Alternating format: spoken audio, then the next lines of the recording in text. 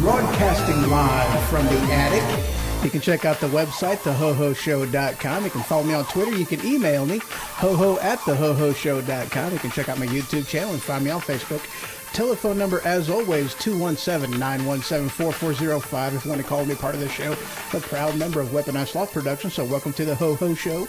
And as always, I am your host, Ho-Ho. Oh, yeah. And I am joined in studio today by Ray and Matt. How you doing, guys? Hello. Doing awesome. Sweet. This is just going to be a whatever kind of a show, not necessarily a news topic show, just a talking about Weaponized Sloth Productions and what you're doing about your show when you get that stinking thing up and going. Little turd. And by the way, I figured out Skype. It is going. It works. Finally. It was my bad. ID10T error. Definitely. I hate it when that happens. So, which one should we start off with? Your show or Weaponized Sloth Productions? Let's go into Weaponized Sloth Productions. All right. Because that's what we're all part of. That's right. So, with Weaponized Sloth, I do have the website up and going. Man, does it ever need a lot of work. Oh, man, there is so much crap to put in there. The shopping page to do. I've got still all, I got Brandon's page to put in there for the Machine Radio show. Brandon and yours, I've got your show to put in there whenever you get that going. Got to put my show in there. Products to put in there. About things and this and that. And oh, there's so much. So much crap to put in there. It's like, holy cow. There's so much stuff to put in there. Holy crap. Holy crap. It's been a big job for you. Oh, good grief, dude. You can do it. Yeah, but I'm muting my phone. I don't know if that little beep thing was me. Oh, technology. Really? You know, the more we get entrenched in technology, the bigger pain in the butt it comes. You know? Great when it works, sucks when it don't. Yeah, isn't that always how it is? I don't need that out anymore. Put that up, otherwise I'll lose it. I know I'll lose it. I know me. Oh yeah, that's what I forgot to do. There, I forgot to press that button. Bring all my chat windows up. And let's see if it'll actually connect to all of them this time. I've been having an issue with that. It isn't wanting to connect to all of them. I don't know what the problem is. Because it doesn't like to ever connect to that one. I don't know why. Yep. Oh yeah, it's not connecting to anything yet. Everything's up and going. But it isn't connected to Mixer or... So, yeah. Welcome Facebook. Welcome Periscope. Welcome Mixer, Twitch. And... Really? Now all those are offline? Holy crap. And welcome Facebooks. So, yes. And I said Spreaker already, didn't I? I did. Okay, we're good. Sweet. So, yeah, that's more or less what's going on with Weaponized Sloth. You know, just a lot of work to do. But the website is up and going, but there's really not much in there to do. There's really not. It's there, but there's really not a lot to look at. So, yeah. Yeah, there's not a lot to look at. It is online. WeaponizedSlothProductions.com. Rock on. Not a much to look. I'm just like McDonald's. I'm loving it. Oh, yes. I'm going to say not much to look at. Probably about like my radio show's Facebook page, because I just started it just to capture the name, you know, and there's just not a whole lot there. At the moment. Right. Yeah, it's a... good grief. It's probably going to take me another 2 weeks to get that stinking thing finished. I mean, in all honesty, with because getting everything linked into it and whatnot, because there's 3 shows to link into it. It's just, man, because I've got to get the URLs basically set up to do the whole thing. Yeah, is what it amounts to. It's just going to be a huge pain. I brought my son. We just got another visitor in the studio. It's a party. Just came in, and he brought with himself. What's the dog's name? Stark. Yes, he brought Stark, which is his pit bull puppy. Beautiful puppy. Oh my God, pit bulls are amazing. And this dog has gotten big. Holy crap! I seen it whenever it was like 6 weeks old, something like that. Dressed for the party. He's got his suit and tie on. Aw, cute little turd. Oh yes. Monday through Friday. Yeah. Beautiful little puppy dog. Glad you stopped by, actually. Yeah, me too. It's been a while. I know. Yeah, we got a party going on It's up a in here party now. in the attic. It is a party in the attic, but we still have our clothes on. So For far. now. For now. Maybe playing some strip poker later or something. Oh yeah, baby. Just a swinging. I'm not singing in his voice. I'm not doing it at all. Oh, come on, you want to do it? No. Yeah, you want to No, do it? I don't. Yeah. No, I don't. You baby, shake it. Shake it like a Polaroid picture. You can actually almost hear his voice. Yeah, With almost. being synthesized, that's actually kind of spiffy. Okay, I'm taking the synthesizer off now. So, yes, welcome everybody's. Nothing up in there. Anything there? No. Okay, very good. Just drop everything, why don't you? It was the dog's tail. Oh, okay, that's fine then. Well, guys, while we kind of collect bearings a little bit and, let a little miniature bit of chaos kind of chill down or do something, I am going to go ahead and play a song. This one was done by a buddy of mine, Trucker Al. Dude, he's got a YouTube channel. He does songs and whatnot. I definitely recommend checking out his YouTube channel. I am going to play one of his longer ones, but I tell you what, it's an awesome stinker song. So we're going to do that.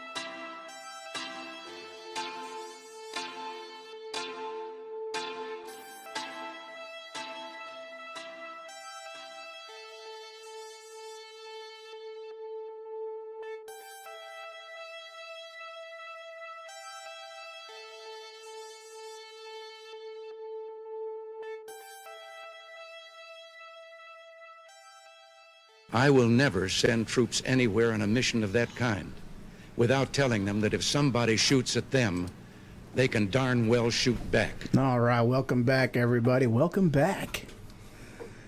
So, yeah, playing around, having fun. All kinds of people showing up. Huge party in the attic right now.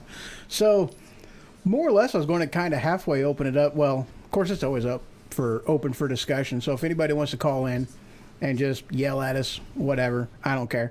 Come on up in the chat room as well. So, oh, hey, cool. Sweet. There is somebody in here, I think. Coolness. Yeah, see, I don't know why this stuff's not wanting to log on. So, let's talk about your show. My show. Your show. My show. What's the name of it going to be? The Green Dragons Inn Radio Show. The Green Dragons Inn Radio Show. Correctamundo. And what was your inspiration for the name, sir? My inspiration? Yeah, everybody has inspiration for the name. Well, it kind of went in two different directions. I have a lot of hobbies. One of those is LARP, in which I am a knight, and I am out of one of the companies that I am part of, I am a Green Dragon High Lord. So that was one of the inspirations. The other inspiration is from Lord of the Rings, which was the tavern of the hobbits in the Shire. I just had a puppy come up to my leg and like sniffing me and everything else, and now the owner is like, "Oh no, you can't go to Ho-Ho." That's all right, because now he's pulling stuff and he's going to unplug shit if he's not careful. You are going downstairs. You're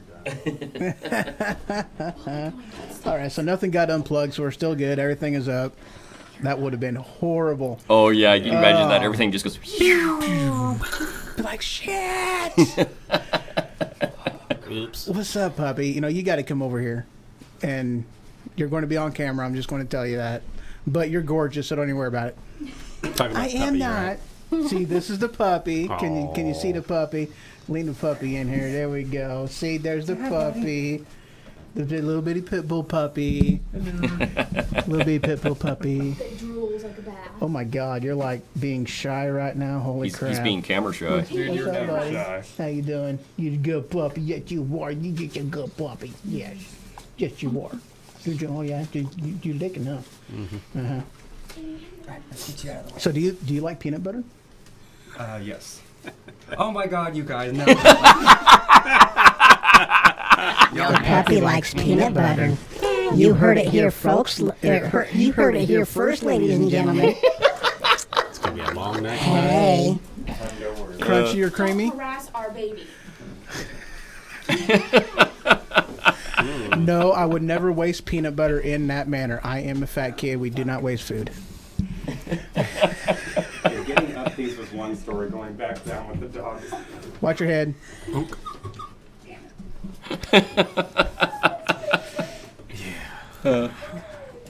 peanut butter.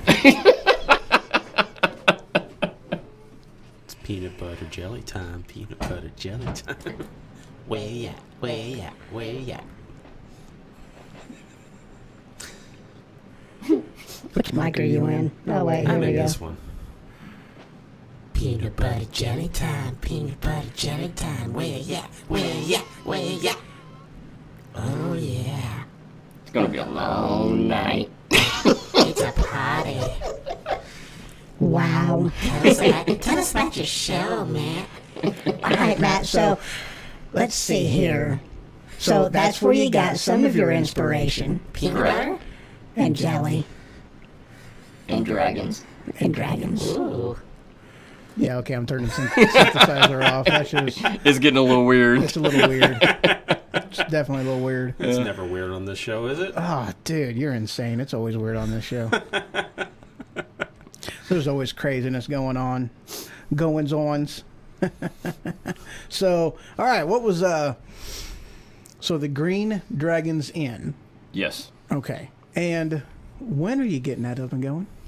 I'll tell you what. I'm gonna fire off my first episode. I'll have it posted this weekend. But generally, I'll be airing on Wednesdays.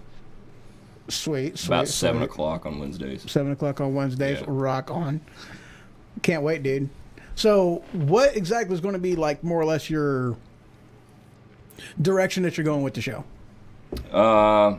Category or whatever you want to call it, you know, because there's like all kinds of directions. There's you all can kinds of go. geeky directions I plan on going with it. Oh, yeah.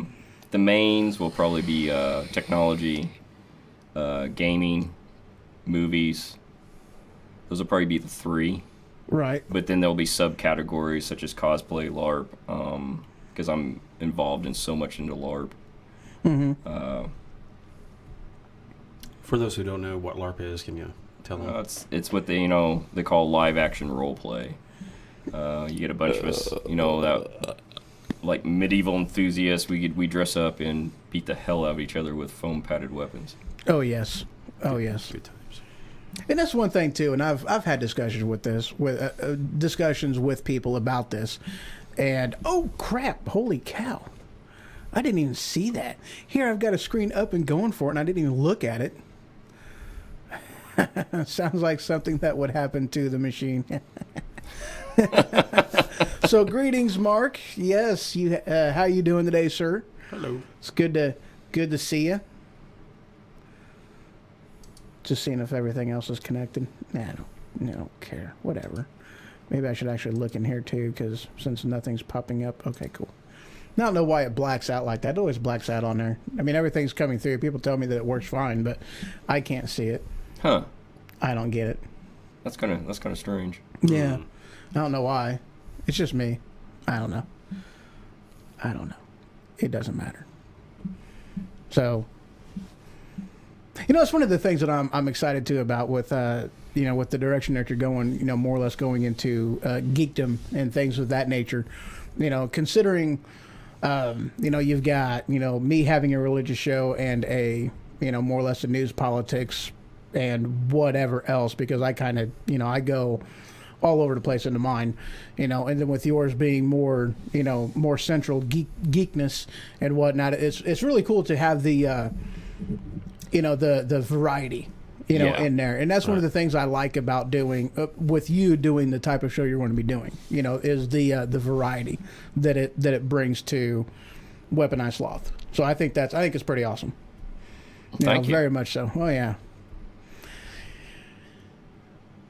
Get it going. No, it'll be going. I mean, I know you got cover art you need to get done on, done with it. Yeah, whatnot, I mean, so. I'm starting out at the very basic. So, I mean, there ain't going to be a whole lot there. I'm going to fire off. I'm just going to have a picture up for now until I get my cover art done, and I'm just going to expand from there, Right. and grow. Oh, yeah. So, oh, yeah. Let me ask you guys a question. For people watching who are thinking about getting into this type of business, radio show or whatever, or people who just have, what advice could you give them as far as things you've learned initially Oh, good grief. that would help them? Well, in all honesty, it's one of them things that, don't worry about the money, because, I mean, truth be told, startup cost is very, very negligible for, just for doing, let's say you're doing, just through Spreaker, because Spreaker is an amazing platform. I mean, they really, really are. Yes. They have, it's just audio related. So, I mean, it's just an audio, podcast that, it's podcast in a loose form, because it's not like, okay, like this show, for instance, right here. This doesn't necessarily classify as a podcast because it's done live. Right. This is, internet radio, but Spreaker is more or less a podcasting, a podcaster application and whatnot. But I mean, you can do it through, through your cell phone. You can do it, Android app. They have also available on iPhone. There's a desktop version for your PC, also for, an Apple PC, and you can do that. And I mean, it's pretty simple, because it's, they offer quite a few different levels of whatnot, depending on, how much time you need and how much money you're willing to pay. Right. So I mean, the free goes, you get 15 minutes per episode, and you have 50 hours worth of archived episodes that'll keep. Okay. So, and that's free. 15-minute episodes, unlimited episodes every single day, but they can only be 15-minute segments. So, I mean, all in all, just for a free, you still get, 15 minutes. And for somebody just starting out, it's, that's plenty. I mean, that's definitely plenty, because, I mean, I'll tell you what, being on with Gatton on the Machine Radio Show and with you, you wouldn't know it, because, you're basically in the comfort of your own home, right. or whatever that may be, Yeah, Mark says he's looking forward to your show. So, yeah, definitely me too. Oh, thank you. So, yeah, but it's, it definitely brings a whole new, different type of a thing to. I mean, there is pressure that you feel like right away. I mean, you wouldn't think it. Yes. I mean, you're all fine and dandy, and then that whole record button gets hit, and then you're like, oh, what do I do? All your plans go right out the window. I mean, it really, really does. So, I mean, it takes time for it to get used to the microphone, and then going up from that, because I had somebody tell me, this was before I even started getting cameras and whatnot. This was before I did that. And I had people tell me, it's like, oh, you should do that and go on YouTube and whatnot. And there's all kinds of places out there you can go. And I'm like, no, I have no want or desire. Me on camera. Oh, hell no, I am not doing it. It is never going to happen. You see how that worked out for me. And once that turned on, I tell you what, that was a whole new level of pressure. You know, Right. a whole new level of pressure. And Trucker Al just joined us in chat room. Hello, Al, Trucker Al. hey. How are you, sir? But yeah, even going, you know, through the video aspect of it, you know, that was a holy crap. Was that a bit an even bigger, more as far as anxiety or Oh, a hell holy, yeah. holy crap moment Oh, from hell yeah. just doing the Oh, yeah. voice to the And then video. doing my show and then turning it down, because right now it does not tell me how many people I got listening at all. I mean, it gives me my chat numbers. You know, I can see my chat, but it doesn't tell me who's actually, you know, how many people I got watching, viewing anything through Spreaker. Nothing. That comes after the show. That comes after the show. And the first time I shut my show down, you know, a live one, and then bam, somebody was listening, I was like, holy crap. You think that's a good thing, so you don't get over Yes. anxiety? Yes, it absolutely is. Oh my God, I got 400 people watching me right now. Oh no, this was one guy from India actually is where it was from. Really to track, you know, where he comes from whenever you've only got one viewer in there. But yeah, I mean that was a definite holy crap moment. I mean, it very much was. It was like, oh man, my butthole pucker. It was great. Oh, was- and I can attest to that too. Starting out with Brandon on the machine, you know, he invited me on as a co-host, and I'm like, sure. I was all excited for it, and then the record button went on, and I froze. For the first 3 episodes, the first 3 to 4 weeks, I was so nervous. You know, I hardly spoke.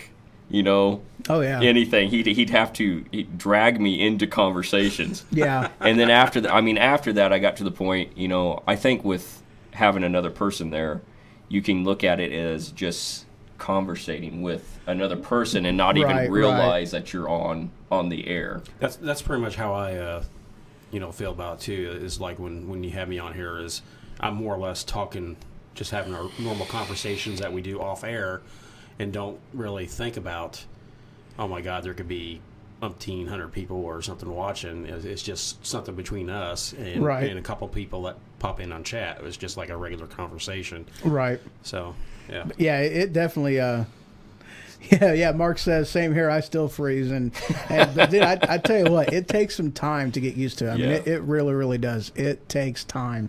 You know, then especially whenever you're throwing in the video aspect of it. I mean, it takes time to get used to it. But Have you learned anything as far as like do's and don'ts, as far as like you can tell somebody that's starting up now, that be like, well, this is what I did, but I don't, don't do this, or you should do this instead, or oh, absolutely. You know, because that's one of them things that I dove into it. Right. You know, I didn't, which is weird. I mean, it's not how I normally do things, especially things like this. I mean, I'm not one of them types. I'm analytical, extremely analytical. You know, I research, and you know, it was just one of them things. I was like, yeah, this seems like it could be fun. So and really, actually, the funny thing is, whenever I first started going into it, I was looking for was the Spreaker podcasting app, just so I can listen to it. That's all I was wanting to do. That was it. I downloaded the wrong stinking app on my phone. I downloaded the studio. Yep. Oh. And then next thing you know, I had one that was set up and ready to go before I even started listening to them. And I was like, shit. So it was like, well, sure, let's just start getting going in this. So I did. And, was it kind of like getting a tattoo? You got your first tattoo, and then you're like, you know what? I like this. I want to get another one. And then I want to get another one. No, because I planned the tattoo. Oh. You know, the tattoo was planned. You know, starting this, I mean, truth be told, it was not planned at all. I mean, it was completely just spontaneous. It just happened. You know, very much just happened. But, I mean, I tell you what, though, I mean, there are a lot of good, podcasters out there. I mean, the Spreaker Live show, yeah. is very informational. Yeah, they have all kinds of information on there. I mean, it is like a weekly show. Like 3 p.m. I think is when it is? I believe so. Or is it like 5 or something maybe? I think it's 3 or 5. It may be either or, because there's times that I've had it come across, I get the notification for it, and I'm coming home from work.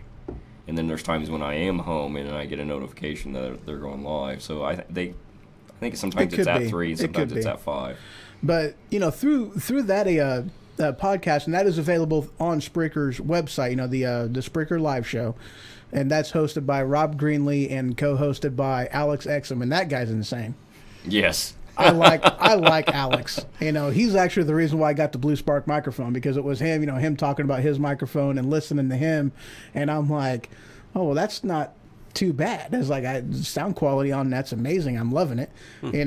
Oh, your truck broke. Oh, I seen Al his. said I his seen truck he had broke. a post, and he had like something to the effect of 2 to 3 hours, and my truck's going to go down. I was kind of hoping it wouldn't have. That sucks. Yeah.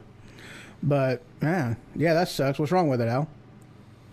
But there's just there's a lot of good places you can go to for for advice, for pointers, for this, that, and the other. I dove right into it, which is not what they say you're really supposed to do. Yeah. They more or less tell you should have a plan. You should have more or less everything set up and ready to go. Even to the point of having more or less an audio trailer set up. I did none of that crap. I just dove right into it. I figured things out. I definitely figured things out as I went. Very much so. But it helped me. Having with the Machine Radio Show, that helped me out with that, and then of course totally, with the Spreaker Live Show. And that was more or less the big one that, just listening to that and getting ideas, structure ideas and whatnot. Yeah. There was a lot to learn. A lot to learn. in a short time, this show has come. Watching older videos has come quite a ways, wouldn't you say? Oh yeah, my first videos were, my first show period. It was a train wreck. So if anybody else has a train wreck, don't worry about it. Dude, yeah, everybody mine. has one. And I tell you what, I got just like anything, you got good shows, you got bad shows. It's. Yeah. You can't focus on. That's one of them things too that they say. Whenever you first start off, you're not going to have people listening. You're not going to have people watching. It's going to take time. I've just going on 6 months is what I've been doing this, and I still have episodes that's like people haven't seen. Right.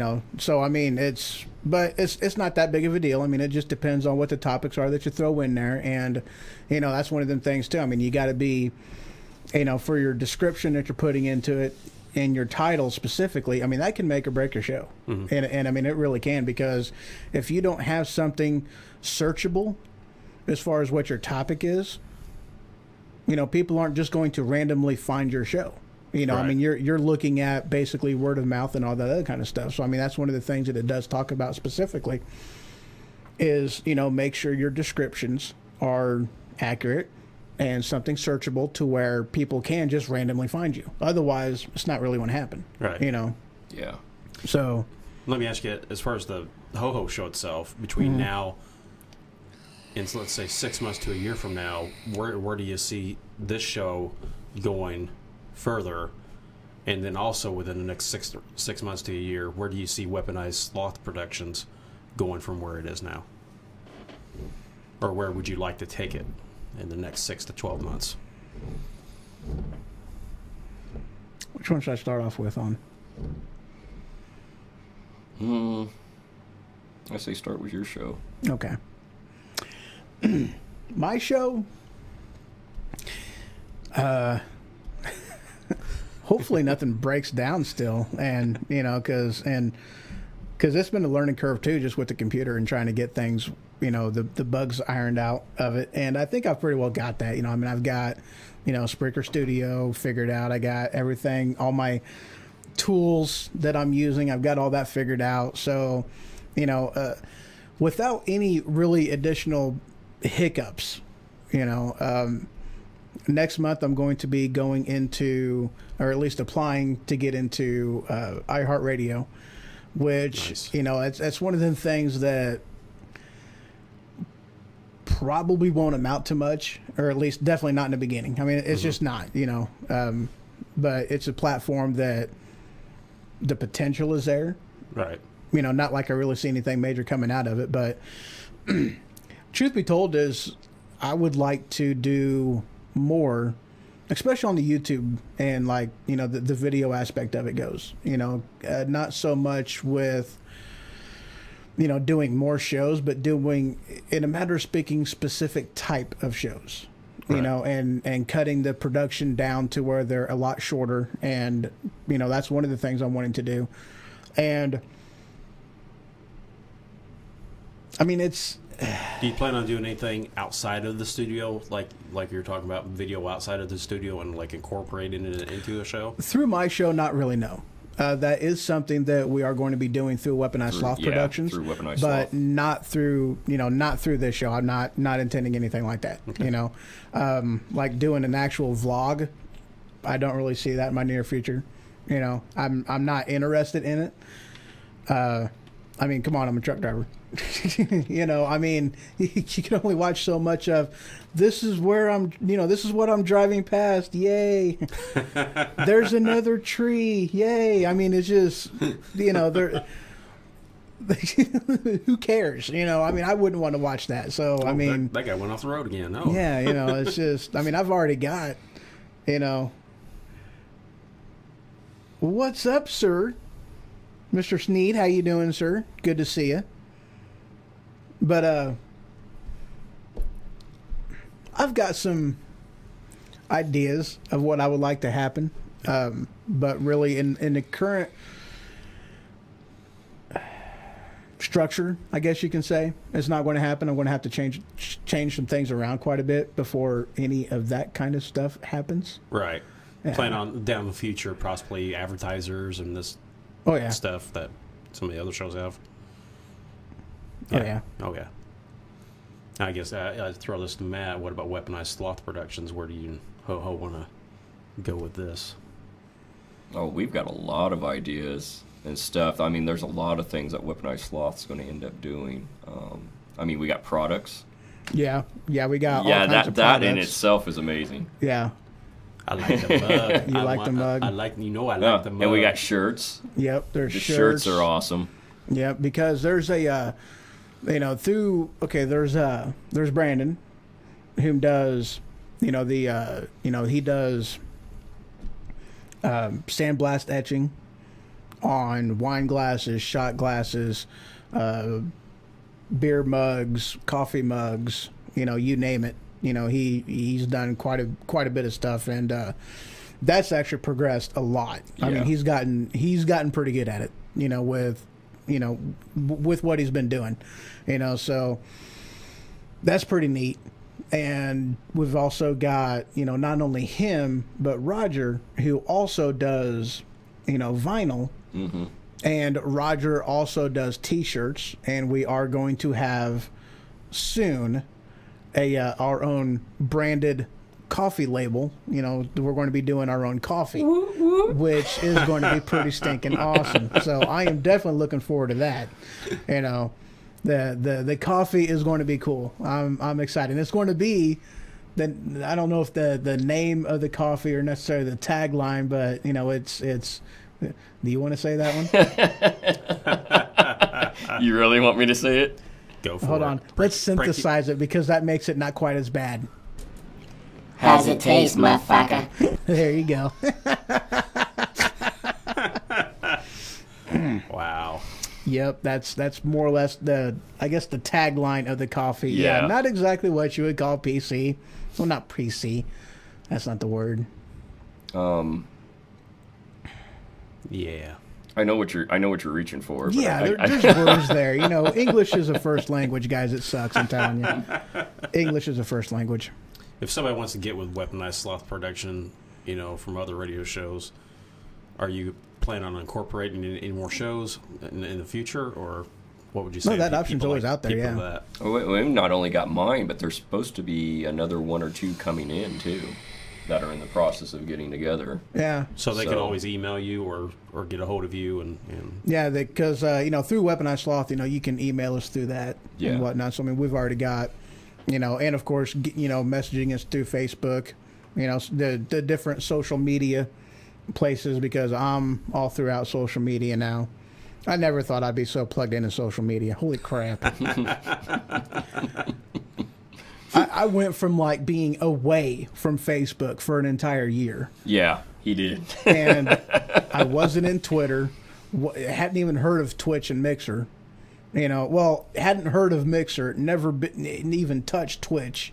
You know, heard of Periscope, but never used it. Right. You know, just, you know, through Twitch, which I never was involved in, to now all over the place. You're like plugged into the Matrix. I'm plugged in everywhere, you know, and it's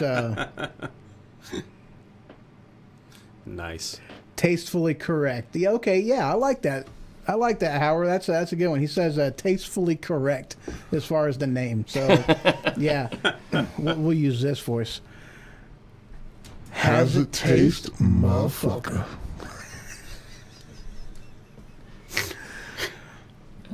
Wow. I love synthesizer. Yeah. It makes life so much fun. I really do. But yeah, there's all kinds of stuff that we've got ideas on as far as with Weaponized Sloth Productions goes. So I think we even talked about doing videos. Oh yeah. It not particular to one show, but just Weaponized Sloth. Mm-hmm.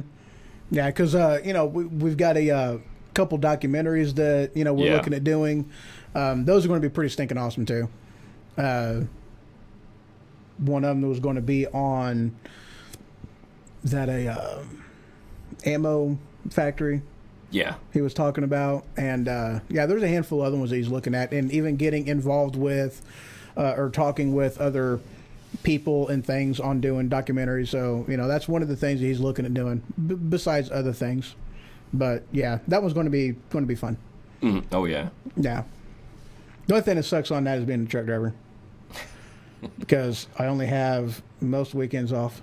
Yeah. So things have been crazy at work. Hopefully things calm down. Hopefully.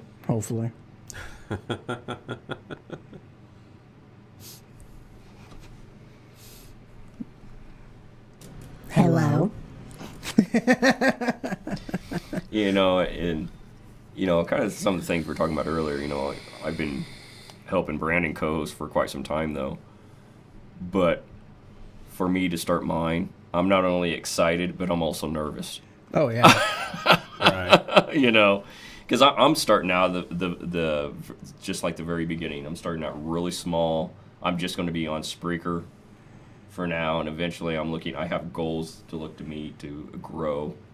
Well, actually, that's one of the things about Spreaker that they do that I find just absolutely amazing. And I can't necessarily say as if they are the. Yeah, it sounds good anyway. I don't know if that's something that is just that Spreaker does, but I do know they have total integration to where it puts an embedded player into YouTube, into Facebook, into Twitter, into Sound something, and I believe even into Tumblr as well. So they have integration that will send you, cross-platform, which is amazing. That's one of the things that they do that I think is awesome. So that's one of them things. Even though you're only on Spreaker, it allows you to put yourself out there onto the other social networking sites, which is very awesome. Mm-hmm. Very, very awesome. And I very much did that at first. Now I don't really have a need to, considering through Facebook and all the others and whatnot that I go to through the video aspect side of it. But, if it was just audio, yeah, I would definitely be doing the embedded player on there and going all platforms. Because it's fun. What do you think about the advertising on Facebook? I know a lot of companies use that. Is that something you guys might be looking towards in the future, maybe, from time to time?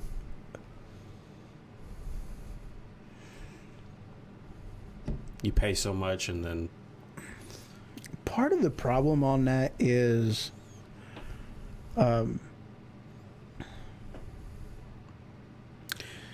marketability. Mm-hmm. I don't know exactly how much marketability it would have for other companies to really use it. Later on down the road, possibly.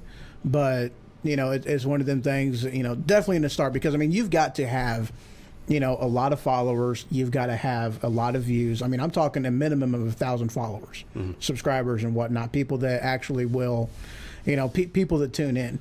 And for the most part, if you don't have that, they're really not going to give you the time of day. They're not even going to consider you for any of that kind of stuff, and even doing monetization on any of it. You've got to be somebody before you can start really even making any money off of it. And it takes time. It takes a lot of time. And it just depends on, what you're doing, what you got going on, as to even if it's going to happen. Like, good grief, I've made like 6 cents through Spreaker, a whole whopping 6 cents. I can buy one Tootsie Roll and have change left over. Wow, that's hell a start. Yes.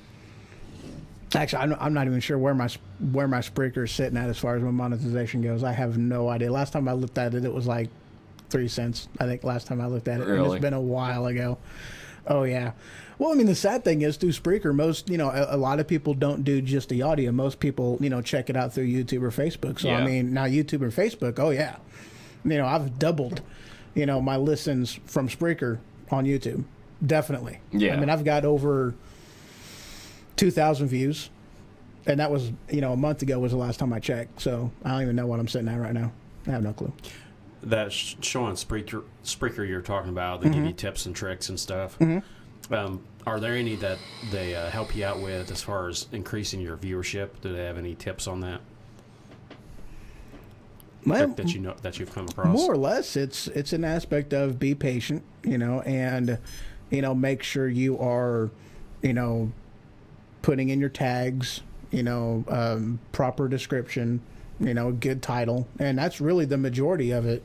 That's what it amounts to. I mean, the rest of it, it just depends on the individual as to, the type of show that they're doing, and that's one of the things too with your show. I mean, come on, a Spreaker, it's got the potential because of where it's because of Spreaker, because of the type of people that, go into it and listen to it. It's got a lot of potential, way more, even more potential than, what this show has. I mean, It really does, just because of the overall, that's what people are into. Right. And that begs the next question I have from Matt is, I've dabbled in a little bit of LARP with you. You've taught me a lot as far as that goes. You have a lot of LARP people all across the country. Do you think that part right there is really going to help your radio show take off as far as the number of contacts that you have with those people?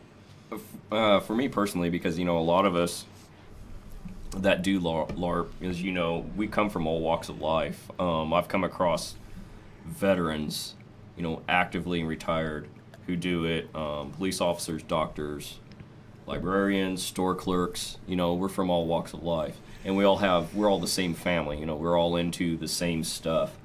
And I've started cross-gaming into different subcultures of LARPs. So I know a lot of people. Right. And I know what they like and everything. And honestly, I think that it will help out. And I mean, I'm helping out with an independent LARP group in Riverton right now, and so eventually I'm going to have them come on, and I'm going to interview them and help them promote their group. And that's just some of the things I'm looking at doing, is helping to promote groups and stuff also. Right. And really one of the things that I'd more or less tell people whom are interested in starting it, listen to other shows. Yeah, definitely.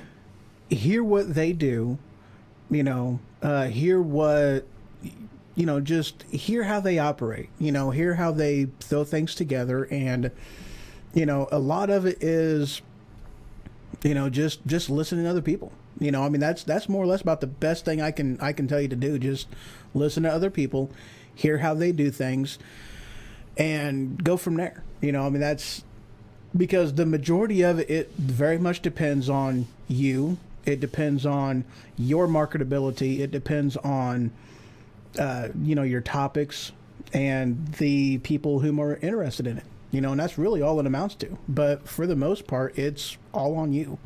You could have the exact same show as somebody else, you might not do anything with it. Right. You know, so I mean, it all depends on you. You know, I mean, and it really does. And truth be told, there's not really anything you can do or any pointer you can give for that. I mean, it's just an aspect of, you know, figuring it out. You know, I mean, in a lot of ways, that's, you know. I think a big key too is not to get discouraged. Oh yeah, you know, that's, You know, you're not. You know, you may go weeks you not having any viewers or getting subscribers or anything. Just keep chugging along and doing what you're doing. well, and that's one of the things that they talk about too. Is it's just, you know, you know, go into it not expecting to be the next big Logan Yeah. Paul or, you know, whomever, whatever the case may be, you know, Right. not being the next, Joe you know, Rogan, Sean Hannity, you know, Yeah. just do you and be authentic, you know, Yes, and that's, right. that's another Definitely. thing huge, be authentic, you know? So, I mean, that's one of the things why I do the Ho-Ho show the way that I do, because, you know, and also doing Religion Ho-Ho's way is because, I mean, I am passionate about, you know, the Constitution. I'm passionate about being a patriot. I'm passionate about liberty. And I love geekness, you know. I love that kind of stuff. I just, Yes, you do. I geek out, you know. I'm a geeker. I very much am, you know. And I am passionate about, you know, religion and understanding scripture and just that type of stuff. So those are the things that I was passionate about, and it's like, let's go for it, you know. And Right. that's kind of what it amounted to, you know. And I'm still very much trying to figure out how I'm going to do it, you know, different structure ideas and whatnot, and how I can just make it so. Oh, You went there. I did go there. I threw some Trekkie stuff in yeah. there. That was awesome. Gotta love those Star Wars things. Oh. Oh, I think we both ought to pull him over the desk. Right? Wow. Yep. Phaser's not stun. Because as Patrick Stewart said, use the Force, Luke. Oh, Lord. Oh. You're killing me. You're killing me, Smalls. Oh. Oh. Wow. Oh. There was a meme that I wanted to pull all my teeth out whenever I seen this sucker.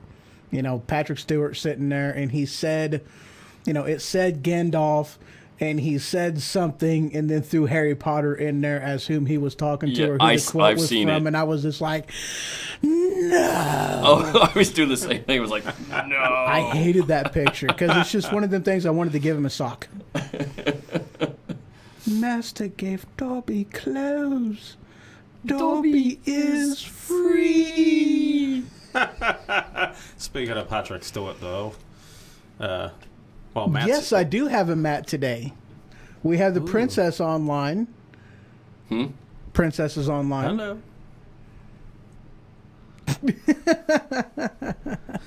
So we are going to take a quick. What kind of squinting is that? She says hi, by the way.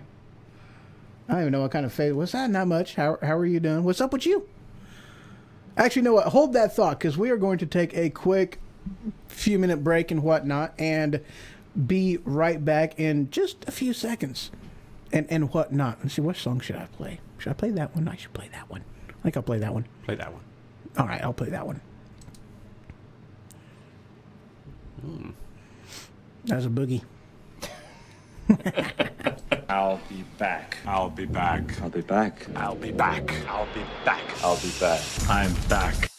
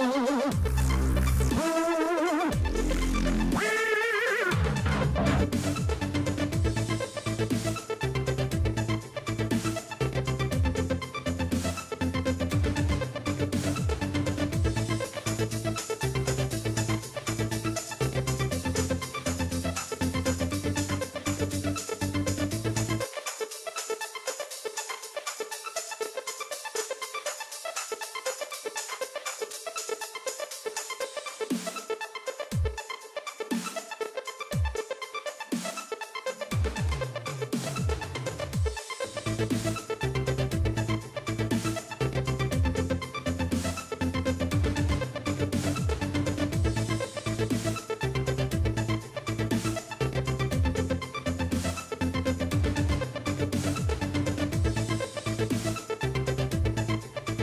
non-believer. Sean.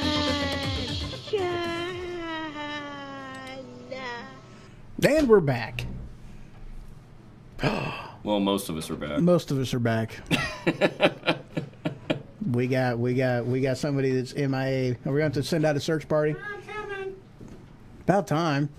Good God, man.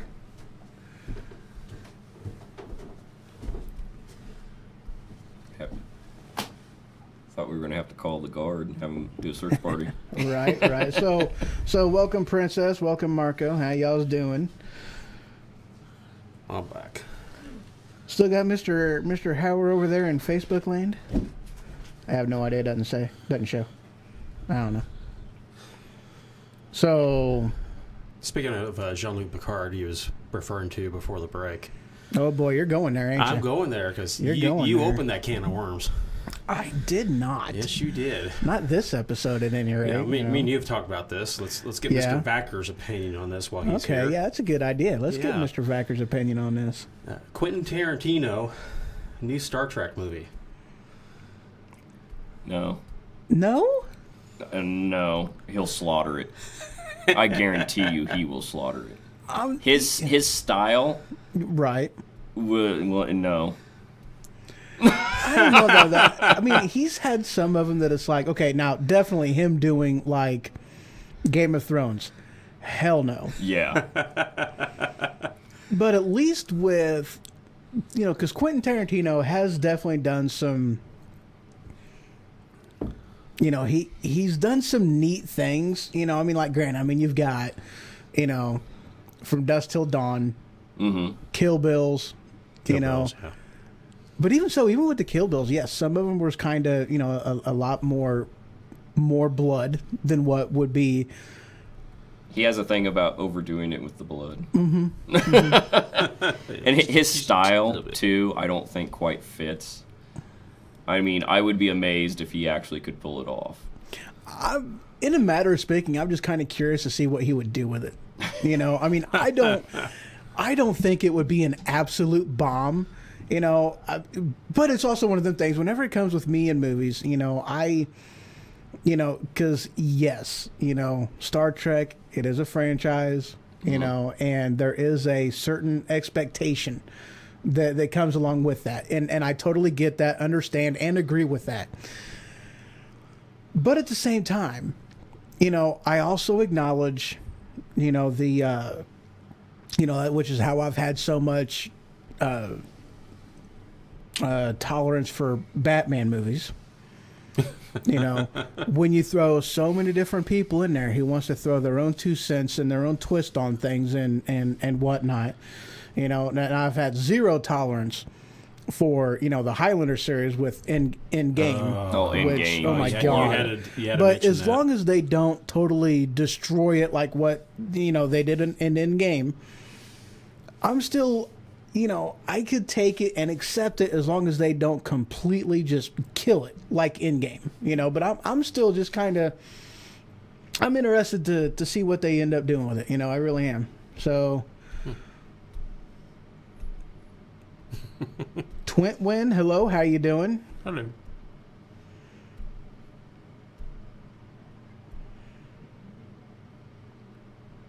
All right, Princess, well, you have yourself a grimace that you can't stay long, so I'm not doing too much. Not doing too much at all. Just kind of chilling, talking about a little bit of everything. Weaponized Sloth Productions, and what else are we talking about? Movies now at the moment. Yeah. Movies is always a good topic. Oh, yeah. So, Kevin Smith. You know who Kevin Smith is, don't you? Silent Bob. oh, yes. Comic book man. Absolutely, yes. He had a heart attack a few days back, and it was the Widowmaker. He lived through it, though. Wow. Yeah. Really? Yeah. He had a wake-up call, but he Wow. lived through it. And how long ago was this? This was, I think, last week sometime. Wow. See, I had not heard that he had a heart attack at all. Dude, Kevin Smith, man. How come people like that can have one, but not like people like Schumer or Nancy Pelosi or somebody like that? Oh, was that my outside voice? Did I go there? Maxine Waters? Yeah. Rosie O'Donnell. Pocahontas. You know. I mean, come on. Oh, should I do that? I think I should do that. Well, another one that too that happened a week or so ago is Stan Lee ended up with pneumonia and he wasn't doing real good. I seen something about that. He had posted a video to his viewers, you know, but I'm still kind of keeping an eye out on that. I'm like, I know with Kevin Smith and Stan Lee, I'm like, 2018, you will not take these men. Wow. Sorry, I'm looking for something right quick, guys. Oh. A little clip I'm going to throw in here because it is absolutely freaking hilarious. It scares me. Yeah, so while he's doing that, you're basically going to be going from the Commander Riker's seat to Jean-Luc Picard's center seat as far as the Enterprise, as far as your new show. Pretty much, yeah. And that's a big leap. Oh, so, yeah. You know, and like some of the goals I have is I'm looking at doing videos like, you know, we're talking about. Oops. That was the wrong button. Wrong button. Don't mind me. Good thing it wasn't the nukes. Anyway. I'm looking at doing some videos because like some of the LARPs I go to, I plan on getting a GoPro. You know, I'm you can see me. Donald Trump, and I approve this message. Yes. That was awesome. Keep that one. Well, I have another one that's even better, actually. I did not have sexual relations with that woman. No. Not her. Oh, we got some stuff getting thrown up there. That's pretty awesome. Yeah. I don't even know how to do those little special K characters. I'm kind of ignorant on that kind of stuff. Nope, that's not it. So have you taken You hate Trump? Oh. Notes for your first show, or have you What's that? Prep for your first show yet? Not. Well, yes and no. It's kind of hard to say. It's one of the things, like, what? I've been gathering information for my show. I just haven't sat down and collectively went through it and, you know, decide actually what I was going to keep and what I wasn't. So. You having problems trying to find that one, aren't you? Yeah, I am. I could have swore I had it.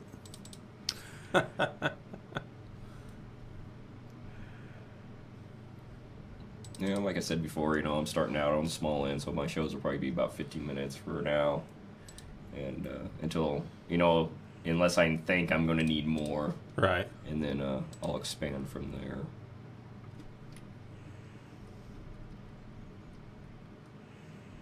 He's still looking. See that? Aha! I found it. He found it. I'm Barack Obama, and I approve this message. Excuse me a second. Hey, I'm an equal opportunity destroyer. Oh, sorry, I just threw up in my mouth a little bit. Okay, I'm better. I figured, hey, if I had Trump on there, I had to go ahead and get Obama. You know, it doesn't matter that I hate the guy. It doesn't matter that I totally am disturbed by his politics. You know, speaking of him, I haven't watched the third one yet, but you know, the series on Netflix, David Letterman and My Next Guest. You know, have you seen that on Netflix? No, I haven't. I haven't been on Netflix for a while. But yeah, so there's that new series that he's doing. I think he's going to be interviewing either 6 or 12 people. I don't remember, but his first guest was actually Barack Obama. Really? Yeah, but you know, I tell you what though, I liked the episode because it wasn't political. You know, they were just two guys having a conversation, and I tell you what, it was actually a really good interview, very good show. It was very well done. I'll have to check that one out. You know, as an individual, I'm fine with Obama. Yes. His politics? No. Not at all. Yeah. Not even close. And that's how me and Brandon are, too. You know, as a guy, yeah, we were perfectly fine with him, but his politics sucked. Yeah, his politics, no. I mean, he is not a good fit for this country if you're wanting to keep it the country that our founding fathers found. Right. You know what I mean? Yes. You know, and that's, but him as an individual, I like him. You know, it was a very awesome interview. You know, you could tell they had a good time. You know, but just the guy's politics, he doesn't believe in freedom. You know, Yeah. He does not believe in freedom. It's a shame.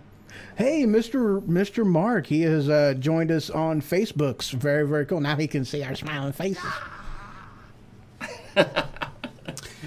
You posted something the other day, and I seen it somewhere else. 32 years ago, Legend of Zelda came out. Oh, yeah. Yeah, holy crap, I'm old. What do you think about that one? And I thought the same thing when I seen that. I'm like, oh my God, I'm old. Dude, yeah. But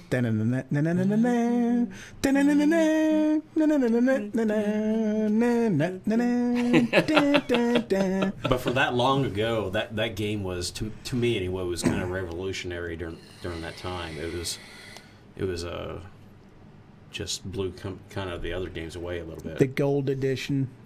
The gold edition, yes. Oh yeah, that was definitely a pretty awesome game. We were talking before about VR and waiting for it to take off. Can you imagine doing Legend of Zelda in VR, total VR surrounding you? Oh yeah, I mean, there's some games like I'm huge into Skyrim. I would love to do Skyrim in VR, or some of the CCGs, collectible card games out there, like Pokemon or Magic the Gathering, where you put the card down and it takes effect in front of you, like you see the creature, that the kind of fireball stuff come would be out. You know, pretty freaking awesome. Yeah, that would be amazing. What about your Assassin's Creed game, like in total VR? Mark says that we're all getting old. Yes. yes, sir. Yes, we are. You know, but yeah, that's what like Skyrim. You know, in a matter of speaking, it would be awesome. Just because of the overall environment, it would be awesome.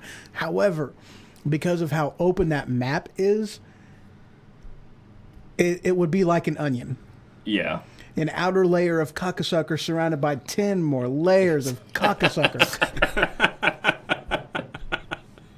Well, he mentioned Assassin's Creed. You'd That would be running cool. in place for days. Oh, you imagine doing a leap of faith?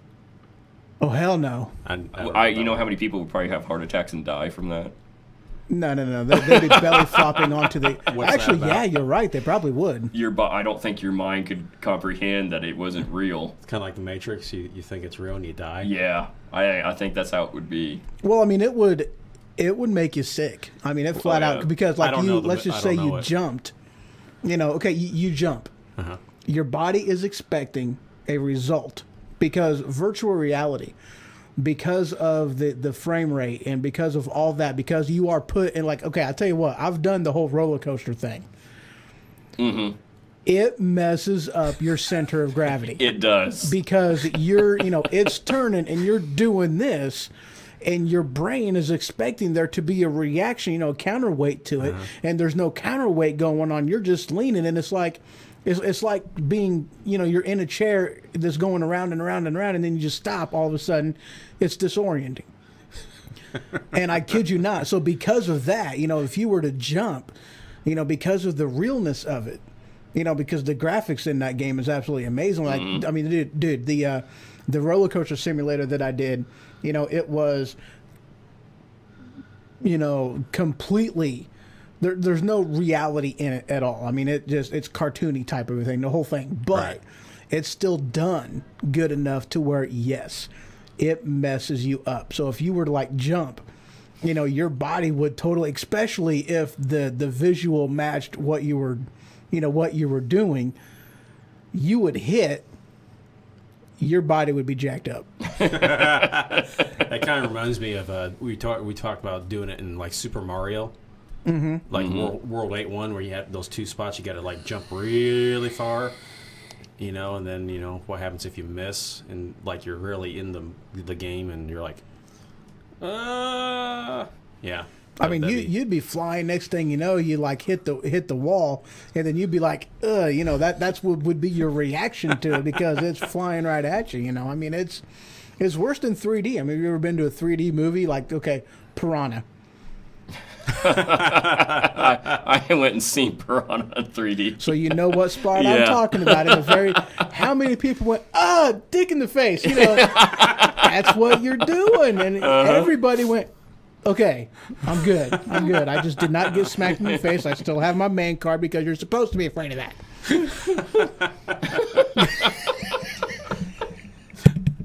Well, what would be your number one game for VR? What's if you had to pick one of them? Which one would you absolutely want in total VR? I don't know, because I got 3 games that I'm huge fans of.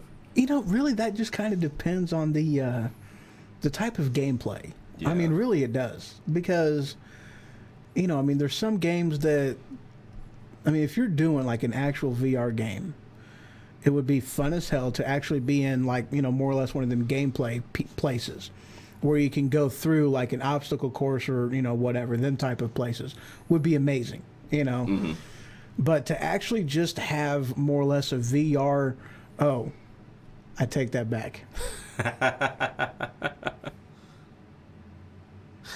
Uh-oh.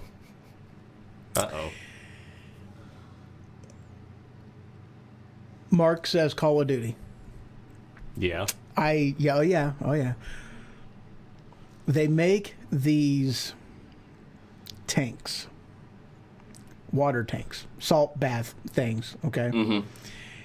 And is what that does, because it puts you in a state of weightlessness.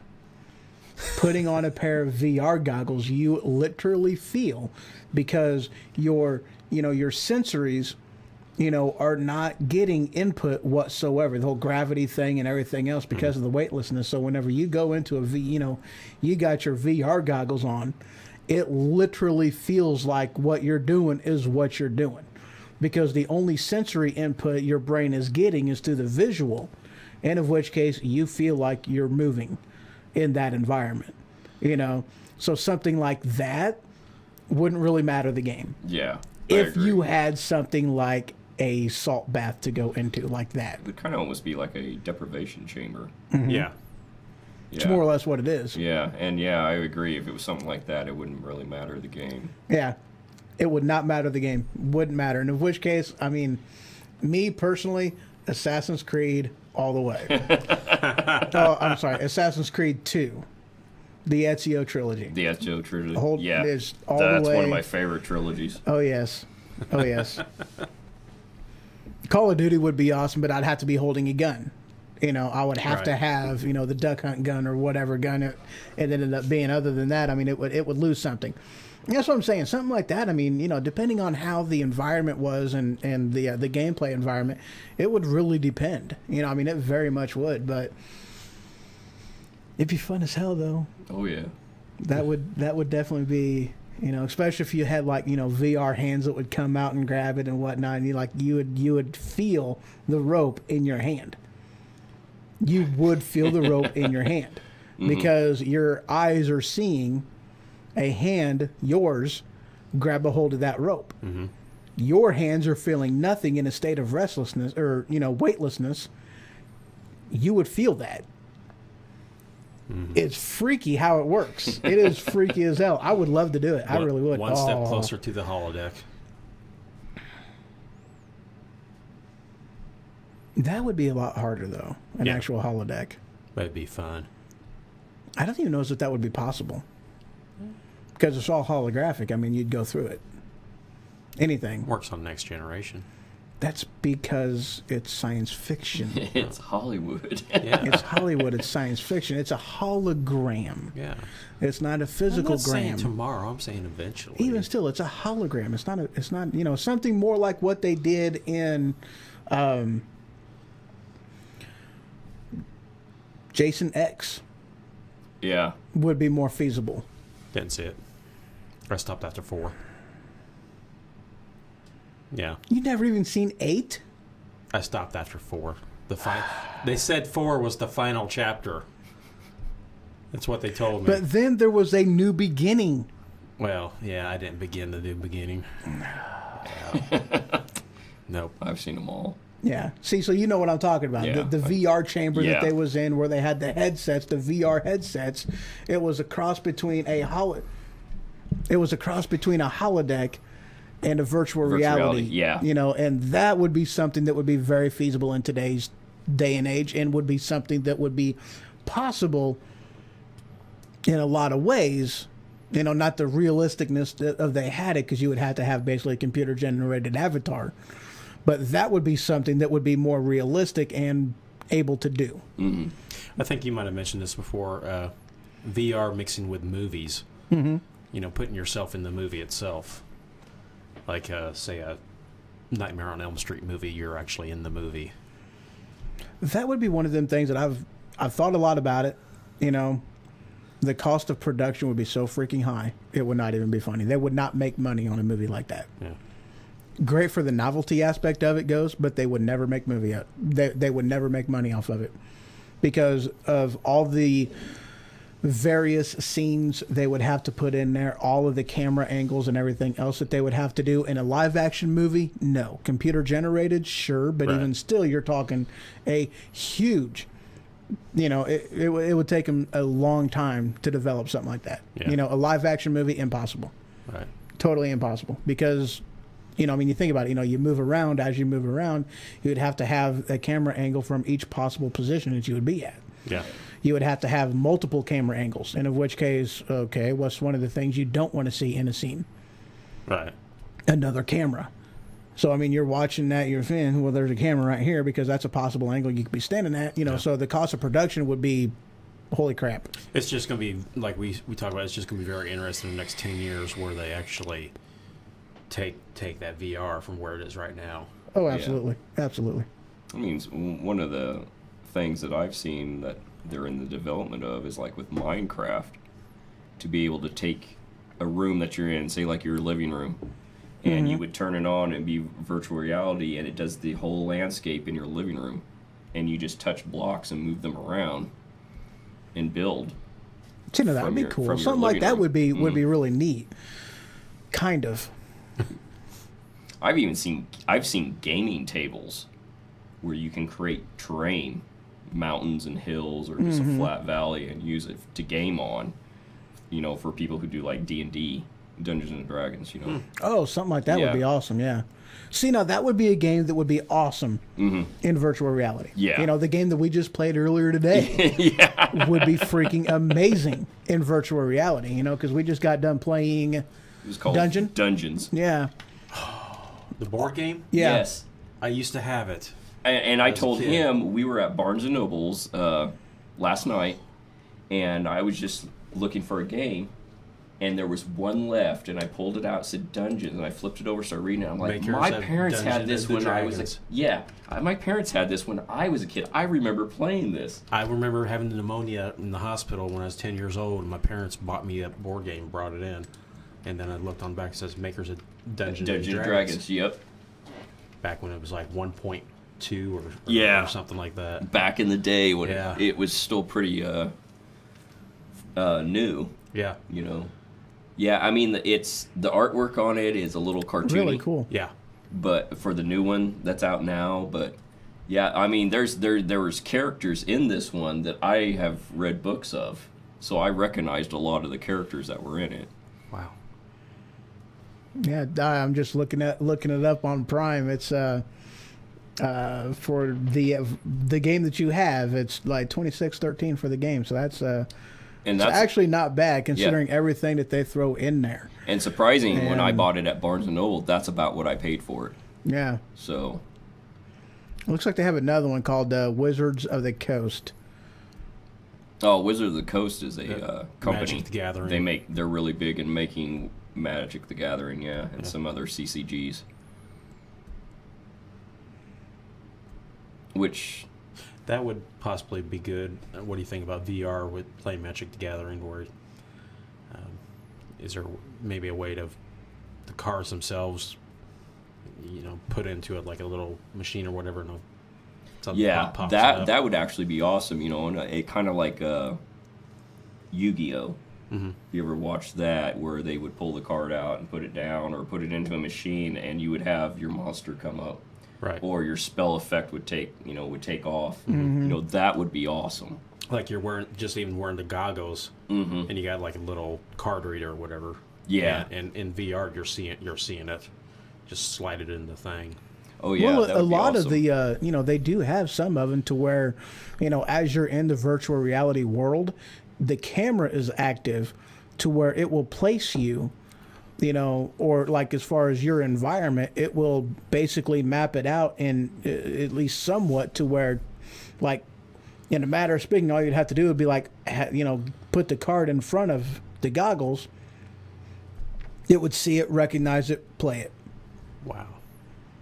Yeah, like I said, there's so much possibilities in the next 10 years that they could go with VR. It's going to be amazing. Oh yeah, I mean, with a lot of stuff we're talking about, that, and it's getting closer. We're starting to see a lot of prototypes coming out where it's actually working. And I'm really excited. And it won't be much longer. You'll start seeing it hitting, shelves and stuff. So, they already have virtual reality flight simulators, race cars, to where you can do that stuff in virtual reality as it is right now. Yeah. Playing it right on your computer, a headset plugged in to your computer, the whole 9 yards. I mean, they already have that kind of stuff. Flight simulator, which I would love to get. Oh my God, that would be awesome. Yeah. What about and it's realistic too. Like, it is like, this is the stuff that they teach people on how to fly. It's that realistic. Wow. With, wind correction and everything. You can do this. Nice. You can fly a plane. Wow. They're completely realistic. Oh, yeah. Or you meant, with your LARP, how about you had, those little pads they do the little dance games on, you stand on. Well, what if you had something like that, a pad, and your VR goggles, and you're connected to somebody cross country having a LARP battle? That'd be interesting. Yeah, that would be interesting. Yeah. Just a thought. All right, sir. Well, you have yourself a wonderful day, and we will talk at you later. Mark is taking off. Good night, Mark. Humdrum. Yeah. I called you a humdrum. That was awesome. Wow. So many things. So many ideas out there. I mean, there's definitely a lot of things they can do with that, Yeah. But yeah, with gameplay would definitely be something that, would so many possibilities. I really don't see that's something that they would be able to utilize, especially in a live action movie. But as far as games goes, oh hell yeah, there's so many possibilities they can do with that. Board games, that would be amazing as utilize it in with a board game. That'd be freaking cool. But you would definitely have to have, the camera set up to where you can, have your environment to where you'd see it. Otherwise, you wouldn't be able to use it. Otherwise, but it would definitely be wow. Yeah, Monopoly. You're actually on the board. You're walking on the board. Right. Yeah. Go to jail. Somebody grabs you and drags you to jail. Right. It'd definitely be pretty spiffy. Yeah. Yeah. So that would be one big thing you're talking about on your show is a lot of gaming and a lot of just geekness in general, new right? stuff coming out. And I like guns as the rest of us and Weaponized Sloth too, so they'll probably be talking about new guns and stuff coming out also from time to time, and new military equipment. And I mean, yeah. Dude, I actually I stumbled into, the heck was I listening to? I was listening to something, and a company that makes personal protective gear, with panels and bulletproof panels and bulletproof backpack inserts and bulletproof panels for for your vests and the whole 9 yards. I mean, and their prices on things are actually really amazing. Yeah. I was actually very shocked. I mean, basically affordable for just about anybody. Very, very affordable. And just the state of things now. That's one of them things that, for a relatively small expense. Oh yeah, A definite, yeah, you should get it. The heck? Oh, okay. Okay. There's a never mind. Squirrel. I seen something on there and I was like, what? Okay, we're good. Okay. We're good. Yeah, you know, and books. I'm a huge into reading. I like to read sci-fi, fantasy. I like history. Movies. There's tons of Marvel and DC movies coming out this year. I'm super excited for. Infinity Wars. I got to see the trailer for that the other day. Did you see the Black Panther movie? Yes, that was my second most anticipated movie. I haven't seen it yet, but what's your thoughts on it? I was very impressed with it. I know a lot of people complained about it. Well, there wasn't enough action. Well, it's setting up his storyline. You got to take that in consideration. It gave a lot of backstory on him. And of course, it's a Marvel movie. You have to watch the end of the credits. There are 3 little clips in there. I watched Wonder Woman. I'm wanting to watch that. I haven't got to see it yet. I watched it. I liked it, you know, and this is coming from somebody whom is not into Wonder Woman, unfortunately. Oh yeah. I would definitely like. Never mind.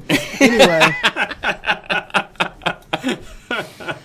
somebody who never got into the comic, you know, Wonder Woman comic books or anything. I mean, come on, the whip of truth. She can whip me all night long, baby. Oh yeah. So, I mean, you know, an invisible, you know, an invisible jet. Oh yeah, look up that skirt. So, I mean, there's just all kinds of things to be had. Yeah. Well, how do we go from Black Panther to never mind? Well, I've a lot of the DC movies that come out, a lot of producers have been really struggling. They've ruined a lot of DC movies. Batman versus Superman, I hated it. I did not like. I heard that from a lot of people. Affleck as Batman. No, he didn't. Because I was used to. I lost my train of thought. You were used to Christian Bale. Yeah, Bale as Batman, and because I thought he captured exactly, you know, the personality of Batman. Right. Well, that was the thing that I'm like. Truth be told, I liked.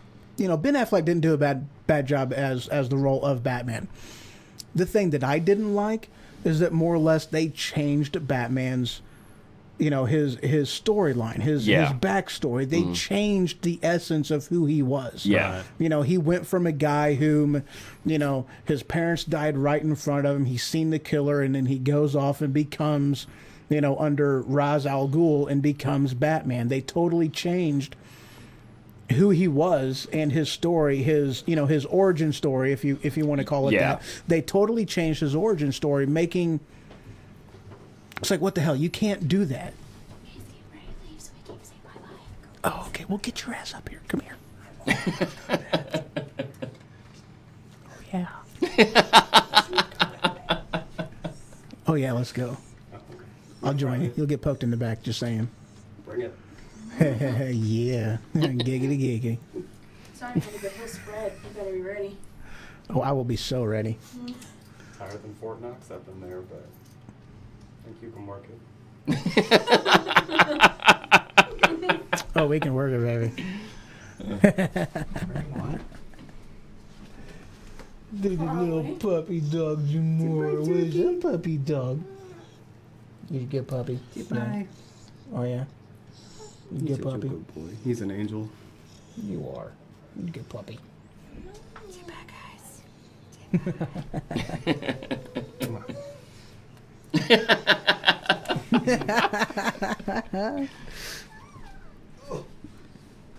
God damn, you're heavy.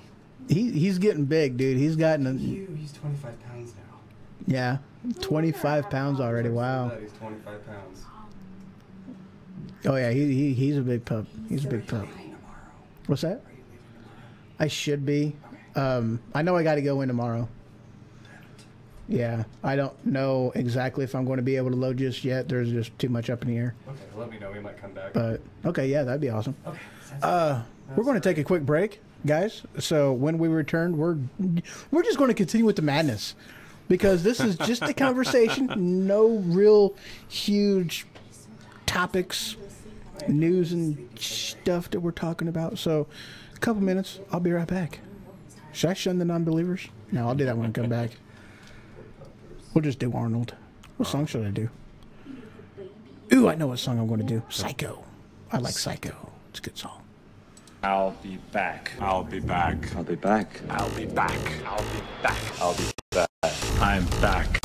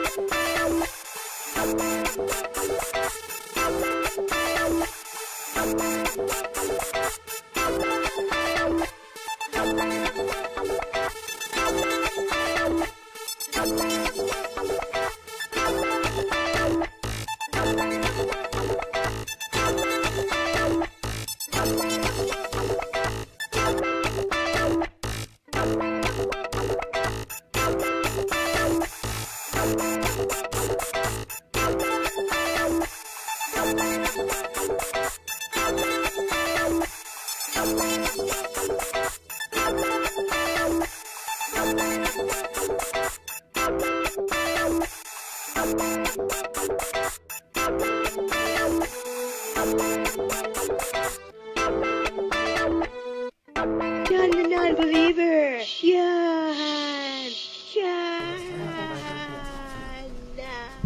And we're back. There he is. I see now he puts his headphones on. See how he is? He just keeps... Man. I'm like the Flash. I disappear and reappear. He's like something. Good morning, Dallas. How are you, sir? All right, what are we talking about anyway? I forgot. DC movies. Yeah. That's right, DC movies. Gotta love DC movies. So you guys prefer Marvel over DC as far as this point? As far as storylines and everything go, yeah. There's only a handful of DC movies that I actually liked. I know, like, okay, Suicide Squad, for instance. A lot of people hated the Suicide Joker. What you got to understand is that that was only one aspect of who the Joker actually is. That is the psychopath. Right, yeah. I mean, you look at all of them that have been played, like Jack Nicholson was the gangster. Mm-hmm. We had Heath Ledger as the anarchist. Yes, he was very much an anarchist. There's one animated Joker where he's the sadist. And it was Mark Hamill who played him. Yeah. And you have Jared Leto as the psychopath or the sociopath. Mm-hmm. And these all make up just one person. Right. Nobody can play all aspects of the Joker because they would literally be insane. Yeah, well, that is one of the things, though, too, is his character throughout, his entire comic book storyline. He changes, and he morphs, and he just becomes whatever. He's fluid. Yes, he is very, very fluid, And so, I mean, you're very right. I mean, the Joker is probably one of the hardest characters to play because he is completely and utterly insane. So as far as the Joker, it's how would I want to put this? Okay, that his personality and everything changes in the movies because of who he is, versus the changing in the Batman's is not as okay. Well, because the changing in the Batman, it changed his origin. Right. It wasn't what the comic. It wasn't who he was. Right. That wasn't based off of the. It wasn't based off of the Batman character. Right. As to where all of these aspects of the Joker, it was all based off of who the Joker is. Mm-hmm. It's just an aspect of the Joker. Right. You know, but I mean, all throughout, you know, his comic book, you know, what happened to Batman that turned him into who he was. Right. His parents was killed right in front of him. Who's your best They changed Batman? that. Who do you like? I mean, as far as the storyline, as far as what you just said about, you know, the being Batman, who do you think is the best in that aspect? I'll give you my thoughts on all the Batman, so not the animated guys. That's fine. I'm not even classifying those, but No, you know, I wouldn't you classify got him the either. first one, Michael Keaton. Adam West. You know, well, I wasn't huge into the, you know, I wasn't into the Batman series, the TV series. Wasn't into it at all. You know, so I'm just going off of, you know, the movies. You know, so Michael Keaton, he did a great job because he was a dark Batman and he was an energetic, spontaneous, you know, Bruce Wayne. You know, he did a very good job. You know, an amazing job at the character. And there was a definite change in his overall persona between Bruce Wayne and Batman. Okay? And then you had, who was the next one? Was it Val Kilmer? I believe it's Val Kilmer. Excellent Batman. Horrible Bruce Wayne. Yes. His Bruce Wayne was shit. Yeah. Because his Bruce Wayne was way too dark. He was way too... he was way too dark of a Batman, or of a Bruce Wayne. George Clooney, amazing Bruce Wayne, a very, very good Bruce Wayne. Shit Batman. Yep. Really? You want to put nipples on the bat suit? Are you freaking kidding Well, that was me? Schumacher, the director. I mean, I know it about had nothing useless to do. as nips on Batman. Right. It's like, Who the really? hell You want to puts put nips nipples on Batman? Yeah. What the hell? What baby is he feeding? You know, the bad thing about that too is during those they made Robin's codpiece bigger than Batman's. His what? His codpiece covers the junk. Uh-huh. Yeah, Robin's was a lot bigger than Batman's. That tells you something about Batman. Wow. Speaking of junk. Never look at a Batman movie the same again. Oh, no. I got one better for you. Oh, boy. Superman Returns. His package was deemed too big. Mm-hmm. They had to digitally unenhance in every scene that it was visible. Yeah. Not the guy that plays Superman now, but the guy that played him last.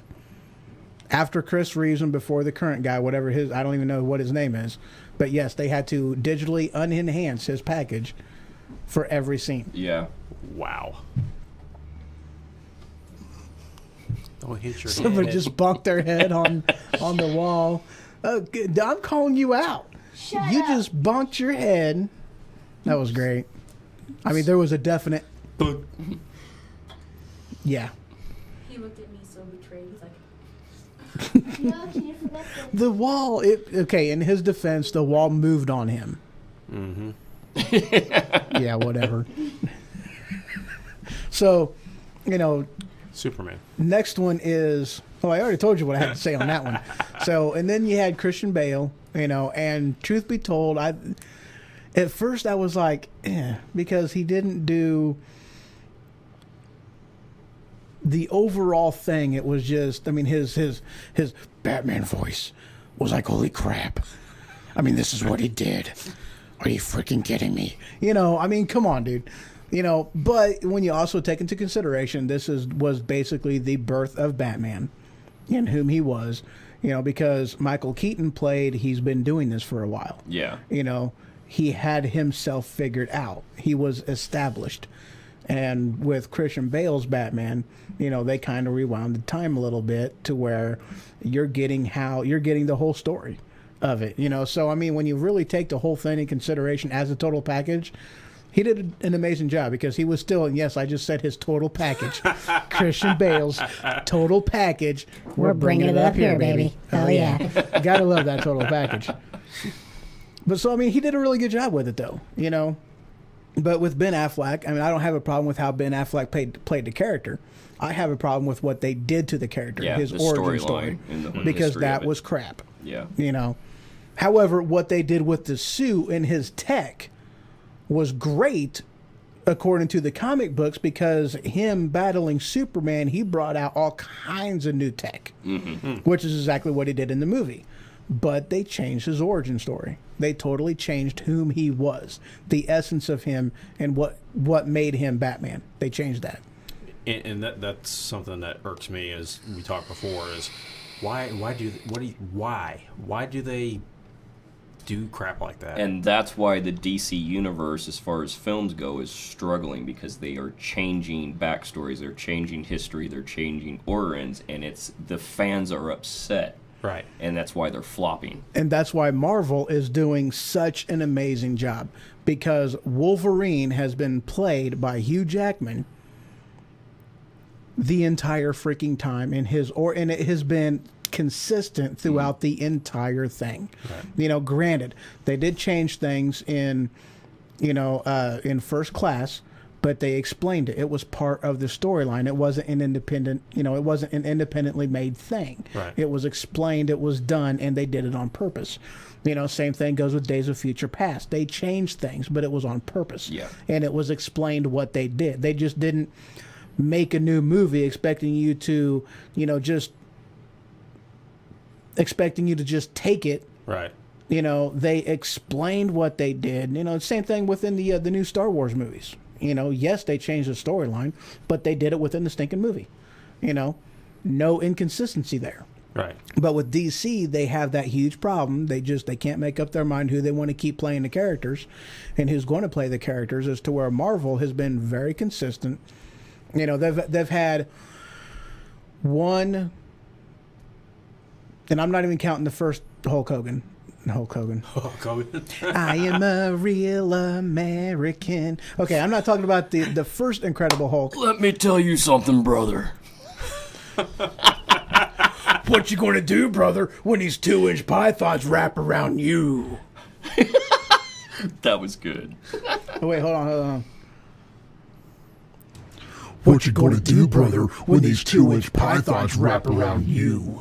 That was good. Macho Man Randy Savage. Ooh, yeah. Step into a Slim Jim. Step into a Slim Jim. All right, and we're done.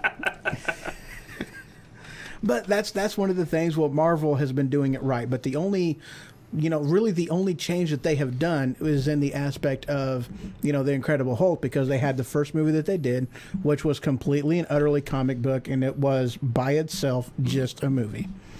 And it was a comic book movie. It went over horrible because it was too comic booky. Well, they made a comic book movie. It was done on purpose. Yeah, right. And then you had the Edward Norton's version of it, which was supposed to be Edward Norton in the Ultimate Avengers, but it didn't happen, because there was a conflict of scheduling or whatever. He wasn't able to do it. But even still, they kept the storyline without changing anything and reinventing it. Yeah. They changed the character, but they recasted it, but they didn't change the character. Yeah, because that's the one they actually kept with the upcoming Infinity Wars. It would say everything's leading up to. Yeah, because Nick Fury was in that one. Mm-hmm. Was in the Edward Norton version of it, and Tony Stark was in it too. Yep. So, I mean, they had it, and it was part of the universe, and they kept it like that. So, with Marvel, they've done a great job, and that's where DC is flunking horribly. Right. Did you ever watch the Incredible Hulk, the original series on TV, the TV series? Oh, yeah. To me, that's more scary than the movie versions, it just looks more, freaky. I like how Lou Ferrigno, or however the hell you say his name, has been in every single, Incredible Hulk movie. Yeah. Mm-hmm. He's been in all of them. He was a security guard, I think. With Stan Lee, because him and Stan Lee walked out of the building together. Mm-hmm. So, that's just that's just cool, you know. But yeah, he's been in all of them. He's done cameos and whatnot, so that's just cool, you know. But yeah, I mean, that's just one of the things where Marvel has gotten it right and DC has failed, you know. But I mean, however, I do like the new Superman. You know, I do like this guy. I think he does a really good job. I like what they've done, you know, because the Man of Steel movie, you know, I like that movie. They did an amazing job with it. They did great on his storyline. You know, they did the origin story of it perfect. You know, the technology aspect of it perfect. You know, why they got rid of him. I liked what they did as far as with the, you know, the DNA. You know, with the skull, the thing. I'm thinking here. With him being the first natural birth in like hundreds of years. And then he had the DNA of every single person on the planet, you know, basically in him. They put that in him. You know, I like how they did that. Yes, they changed it up a little bit, but it wasn't outside the scope of possibility on what type of planet Krypton was, outside the scope of what they could do. It was neat how they did that. Yeah. And I thought it was pretty stinking awesome, you know. But that was one of them. Like I like him as Batman or Superman. I like him a lot as Superman. He does the job very, very well. My voice just cracked like a woman. Hold on, let me throw this in there. Like a woman. Not that there's anything wrong with that, you know. 39 years old, you think my voice would be stopped cracking by now, but it's not. Sucks. What? We got a Gavin over here making noise. But I know puberty. You'll be going through that soon, and your voice is going to be cracking, dude. There were times I'd answer the phone and be like, "Hello," you know. I mean, yeah, no. It was like this. Hello. Hello. That's what me answering the phone was like. I mean, and when it happens to you, oh, I'm laughing my butt off, sir. And it'll happen. Yeah. Oh, you can shake your head all you want to, boy, but trust me. It's inevitable. Puberty sucks. There are things that your body does. I mean, you're going to get asked by your teacher to go up front to the chalkboard to do a problem. You're going to be like, "Teach, I got my own problem going on in my pants. I can't do it right now. I'm sorry." Because that little guy, he grows a mind of his own. Not only growing, he's got a mind of his own. And that head does not communicate with that head, and there's just all kinds of problems that goes on. By the way, I already know about that. Yeah, well, see, so you know. It's going to be a train wreck, son. Glad you educate him on that one. No, he doesn't know what you're talking about. He's confused. No, you're confused? No, I'm pretty sure he knows what he's talking about. He'll figure, even if he doesn't, he'll figure it out real quick. Oh, yeah. It doesn't take long for those problems to arise. Innuendos flying in this house. That's funny. Yeah. So Marvel is better than DC.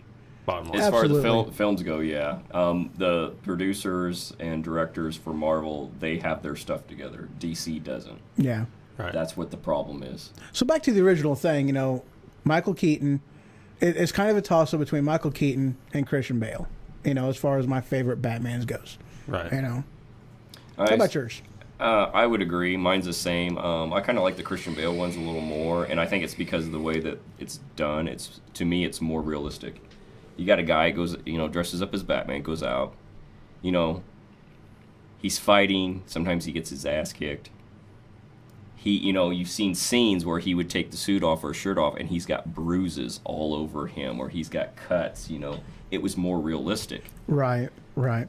And you really didn't get that from, you know, Michael Keaton's version of it, and really any of the other ones. You know, I mean, yes, there was, you know, he did get beat, you know, in the first one.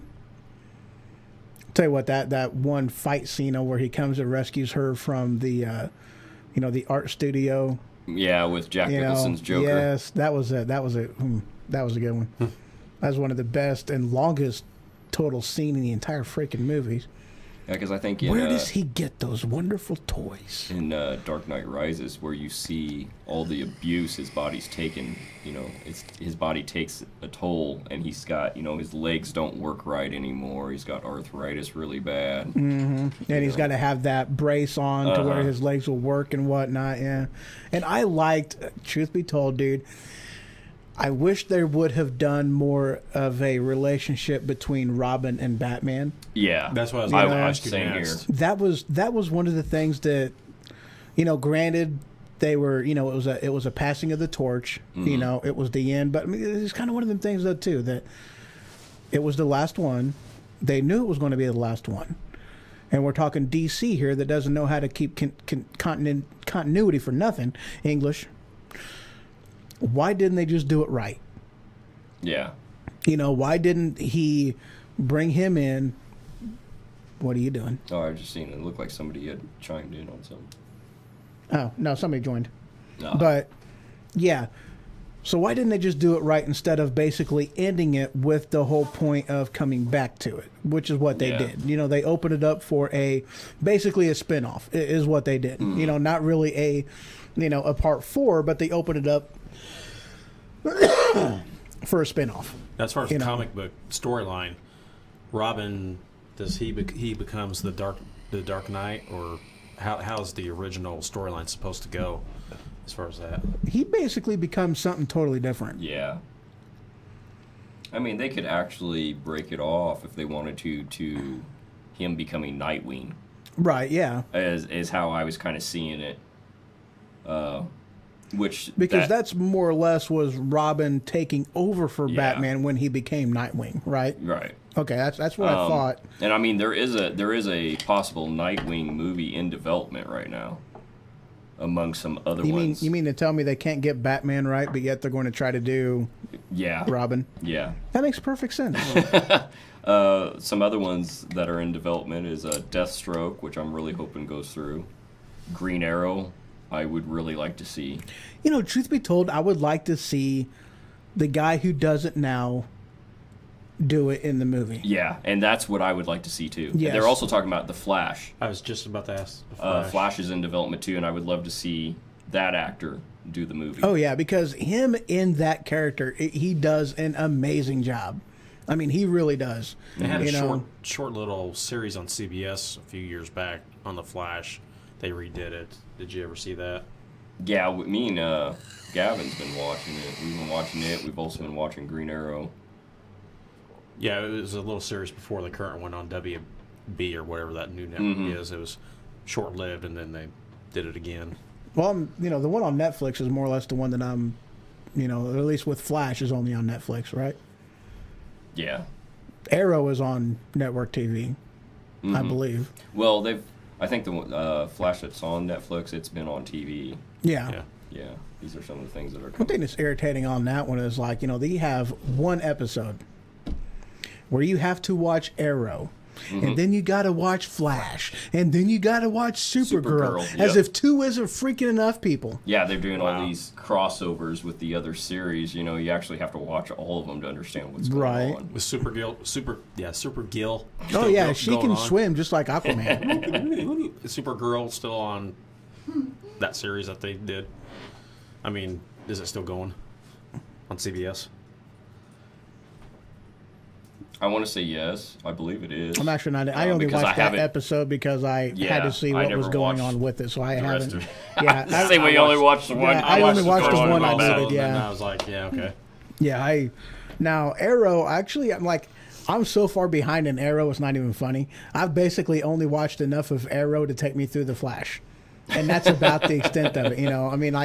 I mean, granted, I like this series, but the Flash is awesome. Flash is cool. What about Flash Gordon? Do you think they'll ever remake that movie?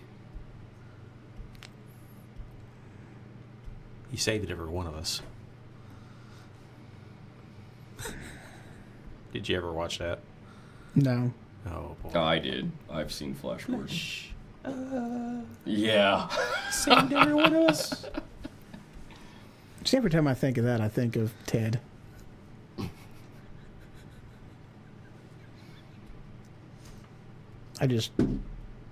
What was that? My vape. Oh, okay. Yeah, Ted is what I keep thinking of with him. You know, Mark Walters. No, with that, no. Wahlberg. Yeah, Mark Wahlberg. Fuck that guy. English, I'm telling you, English is it sucks. Yeah, I'm excited for. There's supposed to be several Harley Quinn and Joker break-offs. Yeah, Ritter said that he's watched the first season of Arrow. Yeah, I think I've watched season 1, 2, and 3 actually of Arrow. I think I've only watched the first 3 seasons of that one. Other than that, that's about the extent of it. I really haven't gone much farther than that. I like it though. You know, it's a good season. They've done a phenomenal job with it. Way better than what the people in Hollywood can actually do. You know, it takes Netflix to be able to do something good with it. It seems like. Yeah, I mean, because I'm a huge Joker fan. So we're gonna have Suicide Squad 2. So we're gonna have Joker Origins. So I have a kind of an idea of what route they're gonna do, bringing him about. You know, that's one of them things though too that they're kind of looking at.